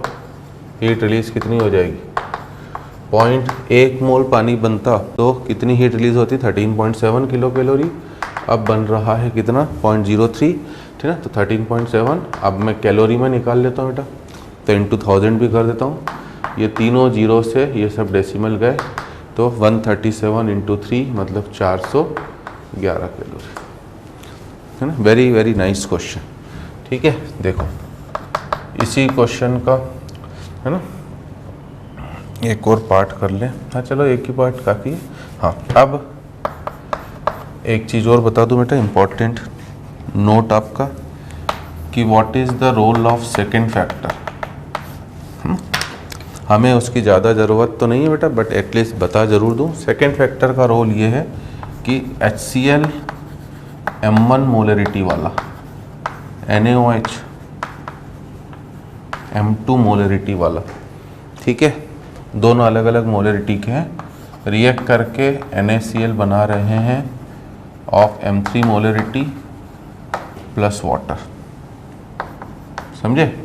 तो अगर मोलरिटीज अलग अलग हैं बेटा, तो इस रिएक्शन का जो डेल्टा HR होगा, इस रिएक्शन का डेल्टा HR जो होगा बेटा, वो आप -13.7 ले सकते हो, प्रोवाइडेड आपको एंथैल्पी ऑफ इनफाइनाइट डाइल्यूशन का डाटा गिवन ना हो। इसलिए सेकेंड फैक्टर का रोल आ रहा है। तो उसका रोल कैसे लेना, बस मैं उतना सा समझा रहा हूँ कि अगर एंथैल्पी ऑफ इनफाइनाइट डाइल्यूशन नहीं गिवन है तो मैं डेल्टा HR को -13.7 ही लूँगा। बट अगर गिवन है बेटा, तो फिर आपको इसका delta H dilution of HCl जो भी गिवन है उसको यूज़ करना पड़ेगा, और उससे आप इसे HCl एक्वस पर लाओगे। क्योंकि एक बार आपने इनफाइनाइट डाइल्यूशन का डाटा देने का मतलब क्या बेटा, वो सीधे सीधे एक्वस मतलब इनफाइनाइट डाइल्यूशन मतलब खूब ज़्यादा पानी हो गया, तो M1 कंसनट्रेशन से सीधे वो एक्वस में आ गया, ठीक है। अब एक्चुअली वो 100% आयोनाइज केवल एक्वस में ही होगा, मतलब इन कंसनट्रेशंस पर। जो बेसिक कॉन्सेप्ट है बेटा इसके पीछे का इम्पोर्टेंट, HCl M1 और NaOH M2 इन कंसनट्रेशन पर कभी भी वो 100% आयोनाइज होने वाला नहीं है। बट अगर डाटा नहीं गिवन है तो मजबूरी होती है बेटा, हमें मानना पड़ता है ना। और अगर गिवन है तो फिर इस तरीके से आप पहले दोनों को डाइल्यूट करवाइए, ठीक है। अब अगर आप इन दोनों को रिएक्शन करवाते तो आपका NaCl एक्वस बनता प्लस H2O लिक्विड, इसका डेल्टा H देखो कितनी बढ़िया चीज़ आ रही है ना, इसका डेल्टा H है बेटा -13.7 ना। इस रिएक्शन का हम लोग हमेशा इनफाइनाइटली डाइल्यूटेड मान के चलते हैं, और अगर नहीं तो फिर ये डाटा पता होना ज़रूरी था। और इसके लिए बात करें बेटा तो NaCl M3 से NaCl एक्वस मतलब it is delta H dilution of किसका, NaCl। वाटर के लिए कोई ज़रूरत नहीं है क्योंकि वाटर तो वीक ही है। तो अब अगर आप लोग अभी तक इस रिएक्शन की बात कर रहे हो, मैं फिर से समझाना चाह रहा हूँ क्योंकि अच्छे लेवल के क्वेश्चन में ये चीज़ भी आ सकती है। और अगर ये डाटा गिवन होता तो फिर उस पर्टिकुलर कंसंट्रेशंस पर डेल्टा H की वैल्यू 13.7 होने वाली नहीं है। क्योंकि तब क्या होगा बेटा, अब आप अपना फिक्स कर लो बेटा, क्या फिक्स कर लो, क्या फिक्स कर लूँ है ना। इसे मैंने ले लिया कौन सी स्टेट, इनिशियल स्टेट, ठीक है। और इसे मैंने ले लिया है कौन सी स्टेट, फाइनल, जो अलग से कर रहा हूँ बेटा। और ये दो पाथ हो गए बेटा, ये पाथ 1 है, इस इनिशियल से इस फाइनल में जाने के लिए पहले मैं ऐसे गया, और ये है मेरा पाथ 2, दूसरी बार में इस तरह से गया। कॉन्सेप्चुअली दोनों का डेल्टा H क्या होना चाहिए, सेम, मतलब I will say delta HR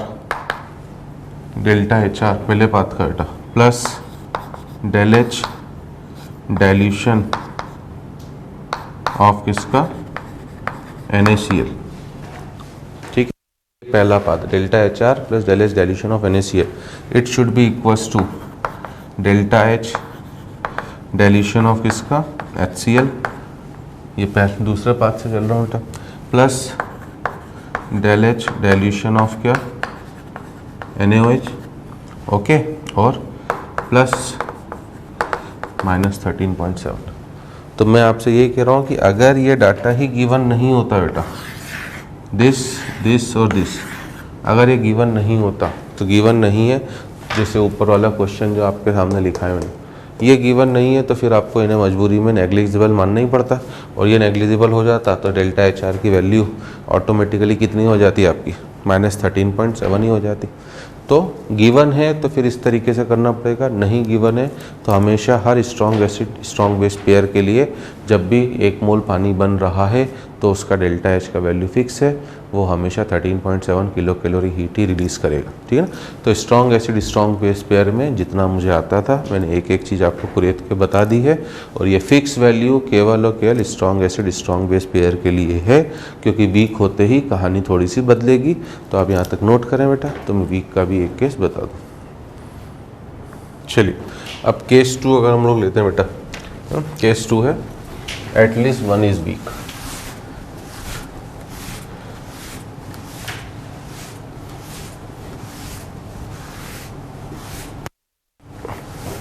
अगर कम से कम एक वीक हो जाए, अब वो कोई भी वीक हो सकता है बेटा ना, मतलब एटलीस्ट वन का मतलब कोई एक हो सकता है, दोनों भी हो जाए, तो हम लोग इनडायरेक्टली है ना सिंप्लीफाइड वे में केवल 2 ही केस से काम कर रहे हैं। तो केस 2 है हमारा एटलीस्ट वन इज वीक, और एटलीस्ट वन इज वीक में अब आपके बाकी सभी रिमेनिंग केसेस, मतलब वीक एसिड स्ट्रॉन्ग बेस, एक पेयर ये बन सकता है बेटा, एक पेयर बन सकता है स्ट्रॉन्ग एसिड वीक बेस, और एक पेयर और बन सकता है that is weak acid weak base, ठीक है। अगर इनमें से कोई भी पेयर हो जाता है बेटा, है ना, तो सबसे पहली बात है ना delta H for the any of the above pair, delta H for the any of the above pair, इनमें से कोई भी पेयर हो इज नॉट फिक्स्ड।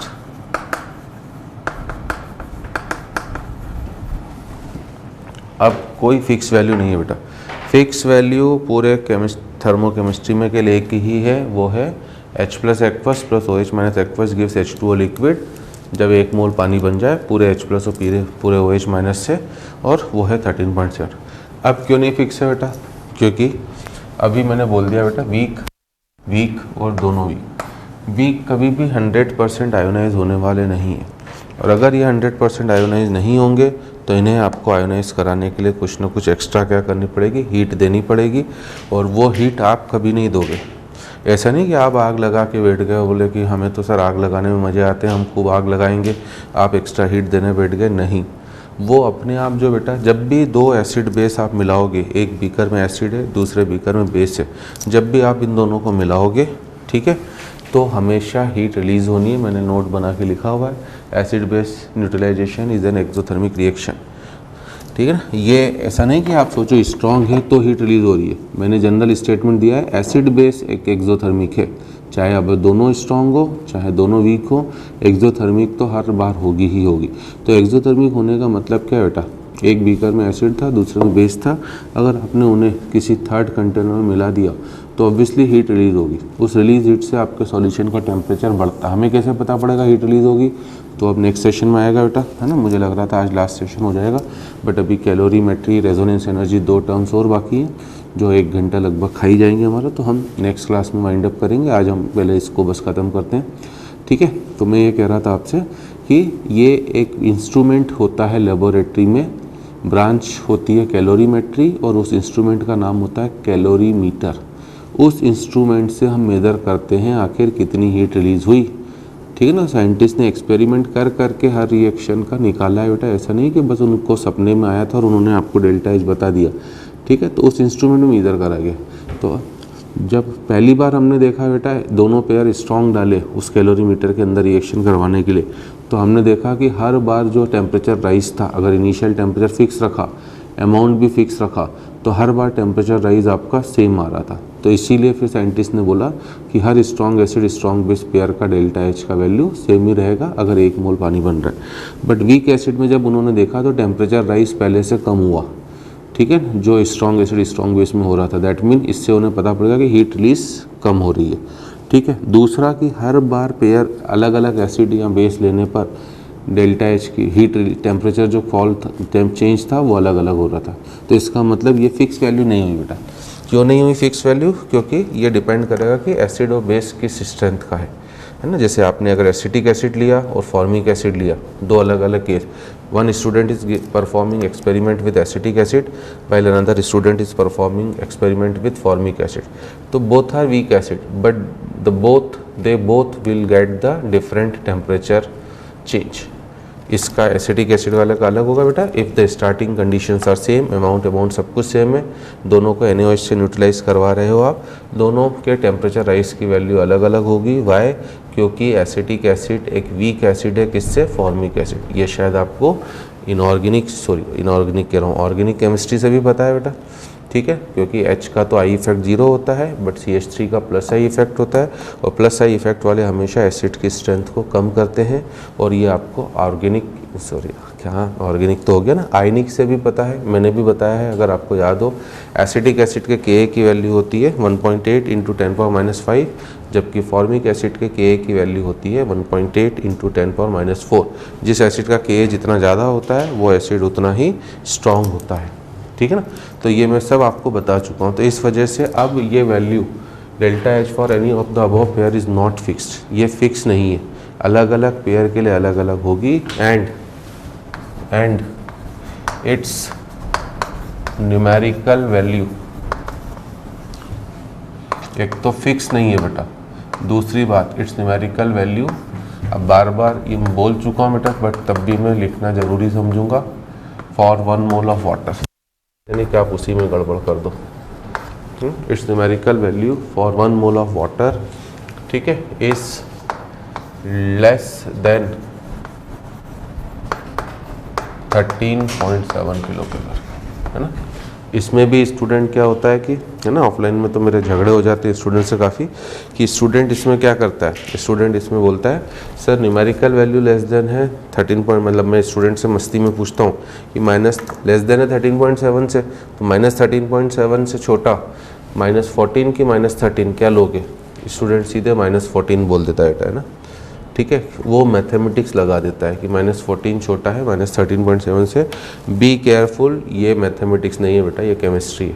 यहाँ पर माइनस साइन के लिए इतना इंडिकेट कर रहा है कि हीट रिलीज हो रही है, minus sign is indicating only that much that heat क्या हो रही है, आपका रिलीज हो रही है, ठीक है। तो इसलिए अगर आप बोल रहे हो कि हीट रिलीज कम हो रही है, इसका मतलब हीट रिलीज कम होने का मतलब उसकी न्यूमेरिकल वैल्यू 13.7 से कम होनी चाहिए।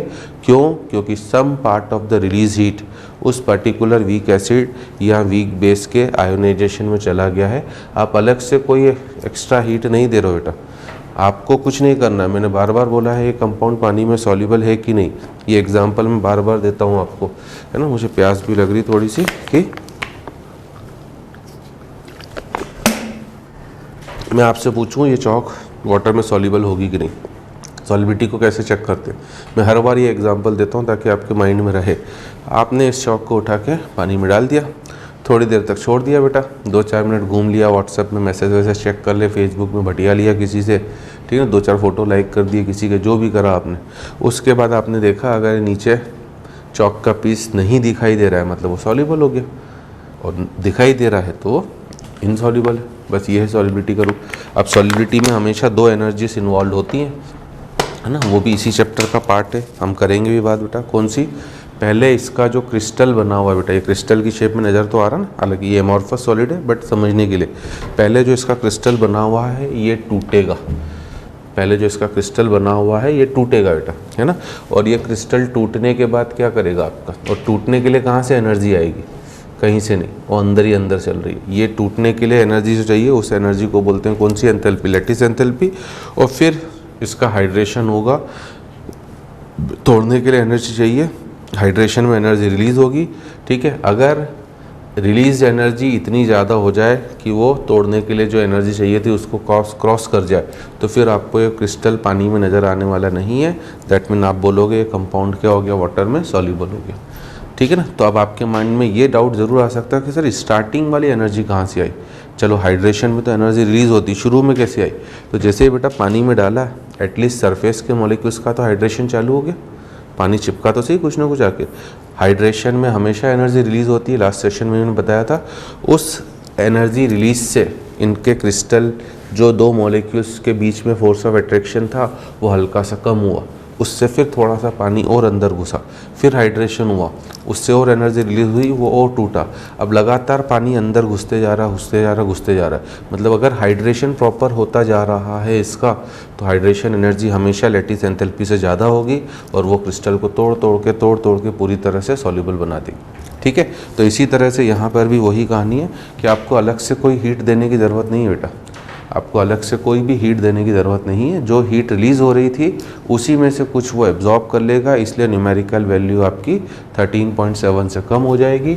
ठीक है, मतलब मान लीजिए अब मैं एक एग्जांपल लूँ आपको कि मैंने एसिटिक एसिड एक्वस की रिएक्शन है ना, अभी अपने आप में देखो ना 1 घंटा मुझे ऑफलाइन में भी लग ही जाता है, ऑनलाइन में थोड़ा सा बोर्ड ऑफलाइन में बोल के लिखाता हूँ मैं, क्योंकि बोर्ड पे लिखता नहीं हूँ आपके लिए, मैं एक एक चीज़ बोर्ड पे लिख रहा हूँ क्योंकि ये इंपॉर्टेंट टर्म है अपने आप। एसिटिक एसिड जब NaOH एक्वस के साथ रिएक्ट करेगा तो it will give you CH3COO Na aqueous plus H2O liquid. ठीक, इस रिएक्शन का डेल्टा H जो होगा बेटा वो मान लीजिए है ना, मुझे एग्जैक्ट तो नहीं पता है बट सपोज करो हमने बोला -12.5 किलो कैलोरी, तो ये पक्का क्या हो गया बेटा, ये 13.7 से कम है, हर बार कम होगा। ठीक है ना, आपको इसलिए केवल 6 स्ट्रॉन्ग एसिड और 5 स्ट्रॉन्ग बेस याद रखने हैं, उनके अलावा जो भी आएगा वो वीक है। तो ये एक तरह से NaOH तो स्ट्रॉन्ग है, वीक है, और ऐसा होते ही आपकी जो हीट रिलीज़ होगी वो 13.7 से कन्फर्मली कम होनी है। अब कितनी कम हुई बेटा, है ना, हमेशा न्यूमेरिकल डिफरेंस देखा करो, होनी चाहिए थी 13.7, हो रही है 12.5, कितनी कम हुई 1.2, वो कहाँ गई, वो इस पर्टिकुलर इसके आयोनाइजेशन में गई।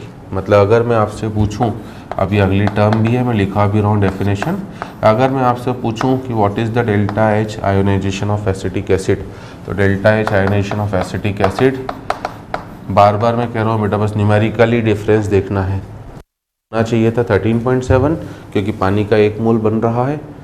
ठीक है, तो होना चाहिए था 13.7 बट हो रहा है 12.5, तो दोनों का न्यूमेरिकली डिफरेंस अगर देखोगे तो इट इज़ 1.2 किलो कैलोरी, है ना।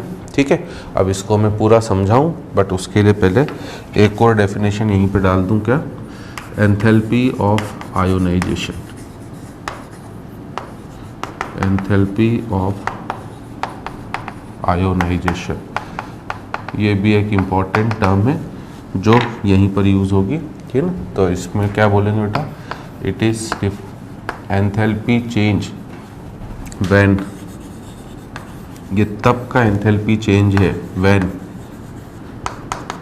1 mole of any electrolyte,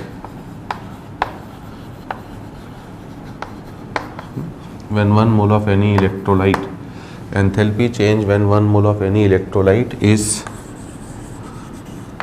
completely ionized into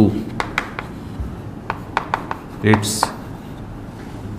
component ions, constituent ions बोलो, component ions बोलो, कुछ भी। enthalpy change when 1 mole of any electrolyte is completely ionized into its component ions, तब का enthalpy change जब आप किसी भी इलेक्ट्रोलाइट के 1 मोल को पूरी तरह से उसके आयंस में तोड़ देते हो बेटा। तो इसके भी 2 केस बनेंगे, पहला वीक इलेक्ट्रोलाइट, अगर वीक इलेक्ट्रोलाइट है तो उसका डेल्टा H आयोनाइजेशन पॉजिटिव होगा, दूसरा अगर स्ट्रॉन्ग इलेक्ट्रोलाइट है ऐसी तो उसका डेल्टा H आयोनाइजेशन 0 होगा। क्यों, क्योंकि बार बार बोल ही रहे हैं बेटा, स्ट्रॉन्ग हमेशा 100% आयोनाइज है, लाइक एसिटिक एसिड, तो acetic acid aqueous weak acid होने की वजह से बेटा इसके बीच में एक इक्विलिब्रियम एस्टैब्लिश, उस इक्विलिब्रियम को तोड़ने के लिए, उस इक्विलिब्रियम को तोड़ने के लिए आपको हमेशा कुछ ना कुछ एनर्जी देनी ही पड़ेगी, वही इसका एंथैल्पी ऑफ आयोनाइजेशन। आप हमेशा जहाँ भी देखिए आपने एसिटिक एसिड को हमेशा क्या लिखा है बेटा, रिवर्स। तो न्यूट्रलाइजेशन में हमें चूंकि 1 मोल पूरा H+ चाहिए और इस पूरे 1 मोल H+ को लाने के लिए, इस 1 मोल H+ को लाने के लिए मुझे क्या करना पड़ेगा, इस 1 मोल H+ को लाने के लिए मुझे 1 मोल ही, ठीक है ना, पूरा एसिटिक एसिड का 1 ना पड़ेगा। नॉर्मल कंडीशंस में कभी भी 1 मोल पूरा नहीं टूटता है और उसे तोड़ने के लिए ही मुझे उसे एनर्जी देनी पड़ रही है। उस एनर्जी को ही एंथैल्पी ऑफ आयोनाइजेशन बोली जा रही है, जो ये वैल्यू है आपका। ठीक है, ऐसे कोई भी हो बेटा, अगर 2-4 में लिख दूँ, मान लीजिए NH OH एक्वस हो, तो इसको तोड़ने के लिए NH4 plus aqueous plus OH minus aqueous, ठीक है ना। मान लीजिए आपका क्या हो, है ना, फॉर्मिक एसिड ही क्यों ना ले लो बेटा, सब वीक है, ठीक है ना। हाँ, आपस में ठीक है, उनकी स्ट्रेंथ सबकी अलग अलग है। फॉर्मिक एसिड रिलेटिवली ज़्यादा स्ट्रॉन्ग है, रिलेटिव वर्ड बोल रहा हूँ मैं, स्ट्रॉन्ग नहीं बोल रहा बेटा, है ना। फॉर्मिक एसिड रिलेटिवली ज़्यादा स्ट्रॉन्ग है किससे, एसिटिक एसिड से, लाइक दिस। बट अगर ये कहानी स्ट्रॉन्ग के लिए होती, लाइक HCl एक्वस, तो HCl एक्वस तो स्ट्रॉन्ग है, तो हमें ज़रूरत ही नहीं है बेटा, वो अपने आप ही पूरा पूरा टूट जाएगा। H plus aqueous Cl minus aqueous, है ना। मान लीजिए NaOH एक्वस हो, तो NaOH एक्वस भी स्ट्रॉन्ग है, ये पूरा टूट जाएगा Na प्लस एक्वस और किस में, OH माइनस एक्वस। तो आपको कुछ करने की ज़रूरत ही नहीं है, अपने आप टूटते चले जा रहे हैं। आ रही मेरी बात समझ में, ठीक है ना। तो ये चीज़ भी आपको ध्यान रखनी है, वीक का एंथैल्पी ऑफ आयोनाइजेशन हमेशा पॉजिटिव होगा और स्ट्रॉन्ग का हमेशा नेगेटिव। तो अब अगर आपको थोड़ा सा मैं और समझाने की कोशिश करूं, एक लास्ट चीज़ बेटा, है ना, ताकि मैं फिर इसके ऊपर 1-2 क्वेश्चन नेक्स्ट सेशन में लूँगा, है ना। हर बार हम इस टेक्निक को लगाएं तो उससे आपका बेनिफिट ही होगा, क्योंकि वीक में स्ट्रॉन्ग के तो 2-3 तरह के ही क्वेश्चन है बेटा, बस वाटर के मोल से कितनी हीट रिलीज हो रही है, बट वीक में अलग अलग टाइप के क्वेश्चन है ना। तब मैं इसको बेसिकली इस पूरी प्रोसेस को ढंग से समझाऊँ, है ना। एसिटिक एसिड तो वीक है, एक कॉन्सेप्चुअली करना हमेशा ओरली ही है आपको, बट कॉन्सेप्चुअली समझाऊँ। एसिटिक एसिड एक्वस, अब NaOH एक्वस को हमने Na प्लस एक्वस और क्या करा, OH माइनस एक्वस, ठीक है। CH3COO Na को तोड़ा हमने किस किस में, CH3COO minus aqueous plus Na plus aqueous plus H2 liquid. जो स्ट्रॉन्ग है देखो, है ना, ध्यान दें, एक बार मैं पूरा मैकेनिज्म के साथ समझा रहा हूँ कि ये कैसे हो रहा है। जो स्ट्रॉन्ग है केवल आपने उसी को तोड़ा है बेटा, ठीक है ना। तो अब आपको इस रिएक्शन का, है ना, थोड़ी सी ज़रूरत बेटा मुझे यहाँ की भी पड़ी जाएगी, ताकि आराम से खुला खुला लिख पाए रिएक्शंस को।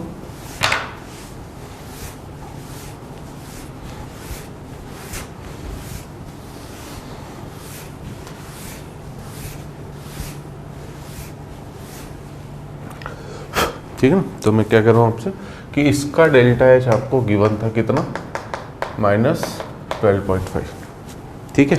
अब हमने अभी बोला बेटा कि H plus aqueous plus OH minus aqueous, इस रिएक्शन का तो आपको सभी को याद रखना कंपलसरी है ही। H plus aqueous plus OH minus aqueous gives H2O liquid, इसका डेल्टा एच फिक्स है कितना, माइनस का 13.7।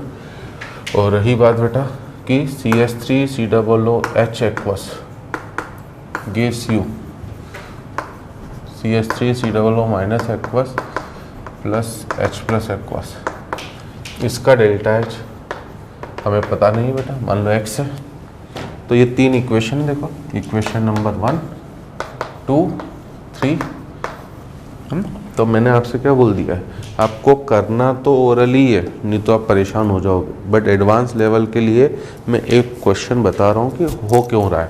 अब अगर मैं 2 और 3 को ऐड कर दूँ, है ना, मैंने 2, 3 को ऐड करा तो H प्लस एक्वस कैंसिल, देखिए क्या मिल रहा है बेटा, CH3COOH aqueous plus OH minus aqueous gives you CH3COO minus aqueous plus H2O liquid.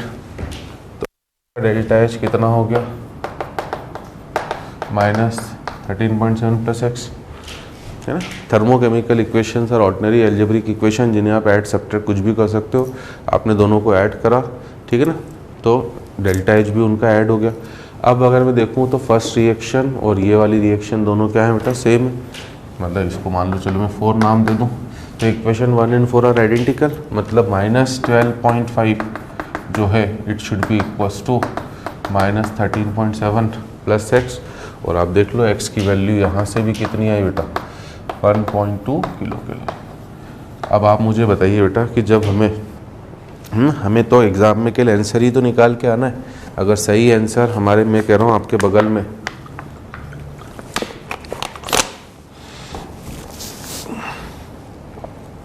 जैसे लगे रहो मुन्ना भाई में संजय दत्त के बगल में महात्मा गांधी आके बैठ जाते थे, वो उन्हें राय देते चलते थे कि अब ये करो, अब ये करो। देखी होगी ना सभी ने, ठीक है, संजू भी देख ली होगी मुझे लगता है आपने। तो उस पिक्चर में महात्मा गांधी आके सब बताते चलते थे। मैं कह रहा हूँ आपके बगल में ब्रह्मा जी आके बैठ गए, उन्होंने आपने क्वेश्चन पढ़ा, ब्रह्मा जी ने बगल में बोला आंसर बी।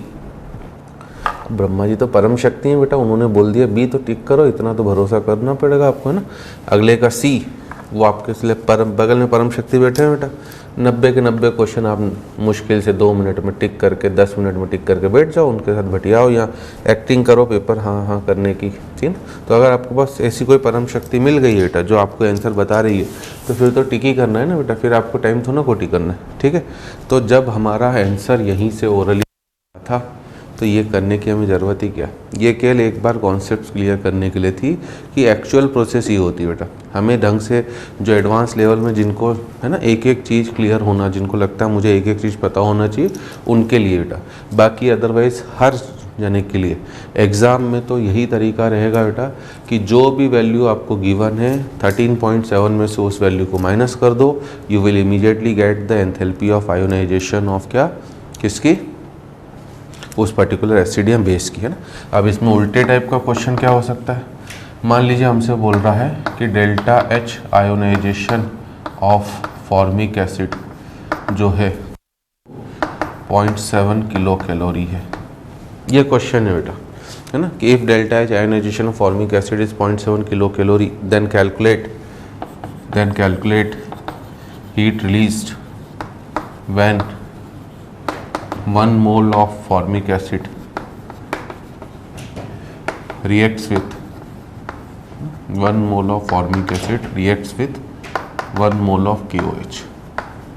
ये रिवर्स टाइप के क्वेश्चन है, ठीक है। तो इसमें कुछ नहीं करना बेटा, एक में मतलब दो ही तरह के क्वेश्चन है, एक में डेल्टा H गिवन होगा तो आयोनेशन पूछेगा, एक में आयोनेशन देख के डेल्टा H पूछेगा, ठीक है। देख लीजिए यहाँ पर ही एक रूल में लिखा रहा हूँ नीचे, बस लास्ट चीज़ नोट, ताकि एक आधा क्वेश्चन में नेक्स्ट क्लास में बढ़िया करके फिर हम लोग कैलोरीमेट्री रेजोनेंस को देखेंगे। तो formic acid HCOOH is reacting with किसके साथ, KOH। ये दोनों रिएक्ट करके क्या बनाएंगे आपका HCOOK प्लस H2। इन दोनों ने रिएक्ट करके HCOOK प्लस H2 बना दिया, ठीक है ना। अब अगर आपको इसका डेल्टा H चाहिए बेटा, है ना, तो अब देखो उसमें क्या बोला था मैंने कि 13.7 में से उस वैल्यू को माइनस करो। यहाँ पर हर एसिड बेस रिएक्शन के लिए, अब मेरा रूल बेटा इसी से होगा, हर एसिड बेस रिएक्शन के लिए आप डेल्टा H की वैल्यू पहले तो याद कर लो कि -13.7 है, वो लिखी है आपने, ठीक है ना। अब अगर इसको प्लस करो, क्या, अगर एसिड वीक है तो उसका प्लस बेस वीक है तो उसका, ठीक है ना। अगर दोनों स्ट्रांग है बेटा तो फिर तो 0-0 हो जाएगा, कहानी ख़त्म। बट जो भी वीक हो, बस एक सीधा सीधा रूल। यहाँ पर देखें बेस तो स्ट्रांग है तो ये वाला काम तो हट गया, बट एसिड वीक है तो उसका 0.7 यहीं पर ऐड कर दो, झंझट ही ख़त्म। सीधे सीधे आप बोलोगे -13 किलो कैलोरी, ठीक है। तो यहाँ से बस मैं लास्ट चीज़ बेटा, ताकि आप अगली क्लास में एक आधा क्वेश्चन करा के रेजोनेंस एनर्जी और कैलोरीमेट्री को फिनिश करेंगे। यहाँ से क्या नोट समझ में आ रहा है बेटा, यहाँ से नोट क्या समझ में आ रहा है, ठीक है ना। आप ऑर्गेनिक केमिस्ट्री में एसिड बेस की स्ट्रेंथ को कंपेयर करते हो, ठीक है ना, इफ़ेक्ट्स वगैरह देखकर, रेजोनेंस वगैरह देखकर कि हाइपर कॉन्जुगेशन लग रहा है, मेसोमेरिक लग रहा है, रेजोनेंस लग रहा है, इंडक्टिव इफेक्ट लग रहा है, क्या फैक्टर्स लग रहे हैं। आप आयनिक इक्विलिब्रियम में एसिड बेस की स्ट्रेंथ कंपेयर करते हो numerical values of Ka and Kb से, बट आप थर्मोकेमिस्ट्री में एसिड बेस की स्ट्रेंथ को कंपेयर करते हो किससे, जिसका डेल्टा H न्यूट्रलाइजेशन जितना ज़्यादा होगा। जैसे सबसे ज़्यादा किस पेयर के लिए आ रहा है बेटा, 13.7 वैल्यू किस पेयर के लिए आ रही है, स्ट्रॉन्ग के लिए।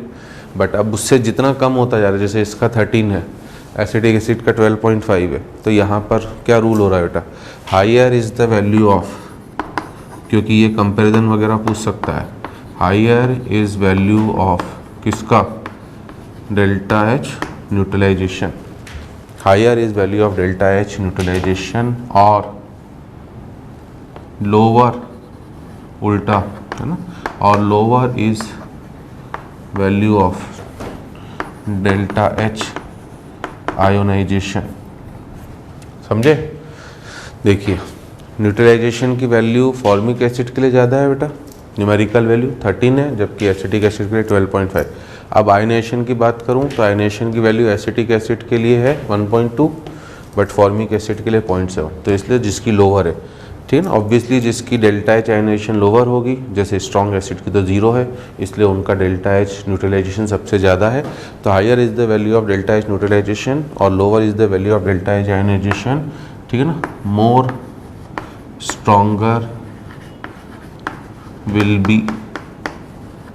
बी एसिड और base, more stronger will be acid और बेस, क्योंकि थर्मोकेमिस्ट्री में एसिड बेस की स्ट्रेंथ को कंपेयर वो हमेशा आपको डेल्टा एच न्यूट्रलाइजेशन से ही करवाएगा, और ये अपने आप में खूब इंपॉर्टेंट है बेटा। बट इसका रेस्ट्रिक्शन यही है ना, कॉन्सेप्चुअली तो इतना कॉन्सेप्ट है कि मैं नॉन स्टॉप बिना पढ़े आपको पढ़ाया हूँ बेटा, और लगभग है ना मुझे पता ही नहीं पड़ा 70 to 80 मिनट्स का लेक्चर हमारा हो गया, क्योंकि इतने कॉन्सेप्ट से इतनी चीज़ें थी जो हमें पता होना ज़रूरी थी, ठीक है।